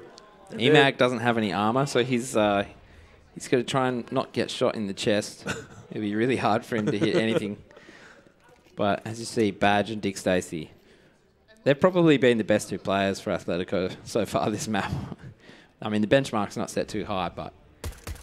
Well, Hats is close to a 30 bomb right now. Here we go. It's B. Here comes the call out from Dick Stacey. What's he going to do? Is he going to try and draw some time as much as he can? I mean, there's not a whole lot he can do, but he does seem to be making a lot of noise. Oh, he needs to find one. There he goes, and he should clean this up, but unfortunately... He's laughing. The dream, he can feel it, but he's going to feel it if he doesn't hit that shot. Yes, the dream is dead. It's officially dead. They're on the board. Get excited. It's not a map win, but it feels like the first win for this map because it is. Well, there you have it as well. Hopefully they can get something out of that single round. I mean, hopefully they can string together a couple of, subsequent rounds. No, Danny, I don't want to be that guy, but this is over. This is definitely over. But just to make that scoreline respectable and have a little bit of momentum coming to that second map. I think this is just Atletico need to salvage some pride, and they definitely just need to get some aim before the next map because this one has just been horrible for them. They've been collided. They've been almost aced. They've been double mollied. Double mollied. I mean, the house isn't just on fire. The rafters are gone. It's collapsing, but they're running in to get a photo album to salvage it for their new house. That's the way I see it. So the other thing is this mucking around could work both ways. It could actually work out for them. As we see Texter and Sync just go aggressive and get a couple of frags as Hats replies with a nice 1B of his own. And Siko here using the noise of the crowd to make a move. Absolutely. So they're getting very vocal as much as they're like an underdog. I guess 15-1, you don't get more underdog than that, but it looks like they will be able to get that second round. Maybe just kind of warm up the old wrist. Liaz has other things to say. 50 seconds left on the clock. They've got the bomb. Siko's worked his way up pretty well. Now we've got Texter and Dick Stacey, and it's looking like last round where just both players are just wandering around each other. And if the timing is right, Texter could just find himself way too far out of dodge as Dick Stacey's just playing around at B. There's obviously not a noise across the map as Texter's just looking everywhere for them. As he spots them, takes down Liaz, and now Siko. He just needs to get the bomb down, get a bit of cash for the boys as Dick Stacey comes in on the rotate. But it'd be really scary if Siko was to win this. Like, this is when you know everything's against you, yeah. You had to say it. I mean, we can't put it past him. He's done some amazing stuff today with that Deagle, but they know exactly where he is, and we'll get taken down. So that's 2. And there you go. PDG is turning into DJ Khaled. Yep. Yep. Alrighty, so excitement in the Atletico camp as they win an anti-eco. You have to sound so negative about it. What? No, as they win an anti-eco. It was genuine, mate. Sorry. But now they're going to... Looks like Kings, this is really good by Kings. They've got this huge lead. You know, you don't get extra points for having a great round difference. Use that lead to get a good bank up. Atletico, they had to rebuy just about all their guns. Panic's gone for some swag. We'll see where Panic's posted up with that swag 7 there. I suspect it will be in the connector. As we see Wizard going up short there, the nice little pincer from Badger getting them from behind, a couple of easy kills there. Now it's a 3-on-5 situation. Leo's trying to find something with that Deagle, not landing any shots. And now just kind of get some potluck through that smoke there. As this should be a fairly standard cleanup for the rest of the guys, as Leo's does get taken down. It's down to Sicko and Hats. They do not have the bomb in hand. Sicko does find one there, so this is just aim practice for him. Keep up that bomb, but here we go. Panic come from behind. Swag 7 doesn't take him down. He's not close enough, and he manages to get away with that M4 in hand. Hats will get tagged down to 40. He's just pointing a couple of shots, just hoping. Decides to go off for the USP. Still having a little bit of trouble there and not landing the shots. He's on 13. Will eventually get taken down by Badger. And here we go. The Kings now have money. Yeah, I mean, I would say that Panic choked there, but maybe that was the issue. Didn't have enough choke. Oh, Ben's just not even listening to me anymore. He's gone. I've lost Ben. Here we go. Badger with the orb. Here we go. That's pretty much it, isn't it? Here we go. Kings now. Can they seal the deal? They had trouble with it against Grayhound, but Grayhound did put up more, had a bit more of a bite to their bark, as Atletico have just been drowning here. There you go. So the numbers all evening up there. EMAG tagged down to 56, and Sicko is still up there. So Badger, let's see if he can find anything with ZOEP as he kind of tries to come up through that short position, and the bomb will go down. 3 versus 3 for match point.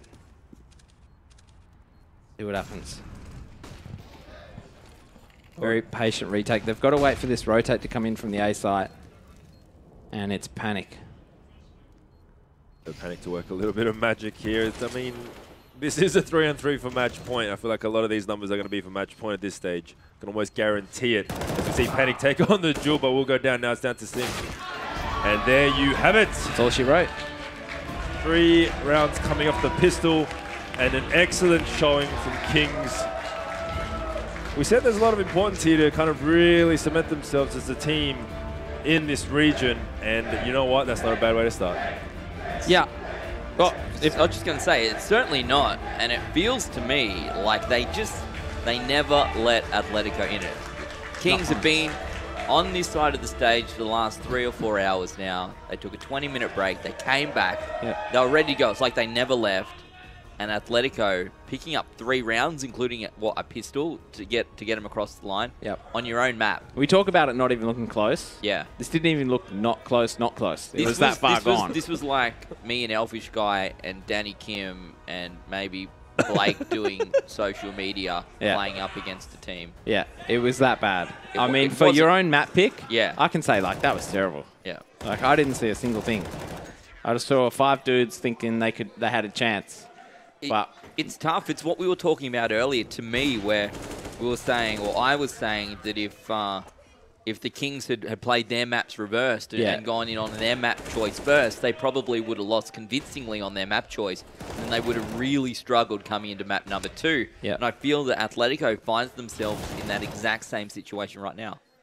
Yeah, well, they've lost their map pick, and now it's just going to be an uphill battle from here. I'm not going to rule them out. Like, they were pretty far gone in that first half. Yeah. And it just, because they never got back into it, you might as well write that map off.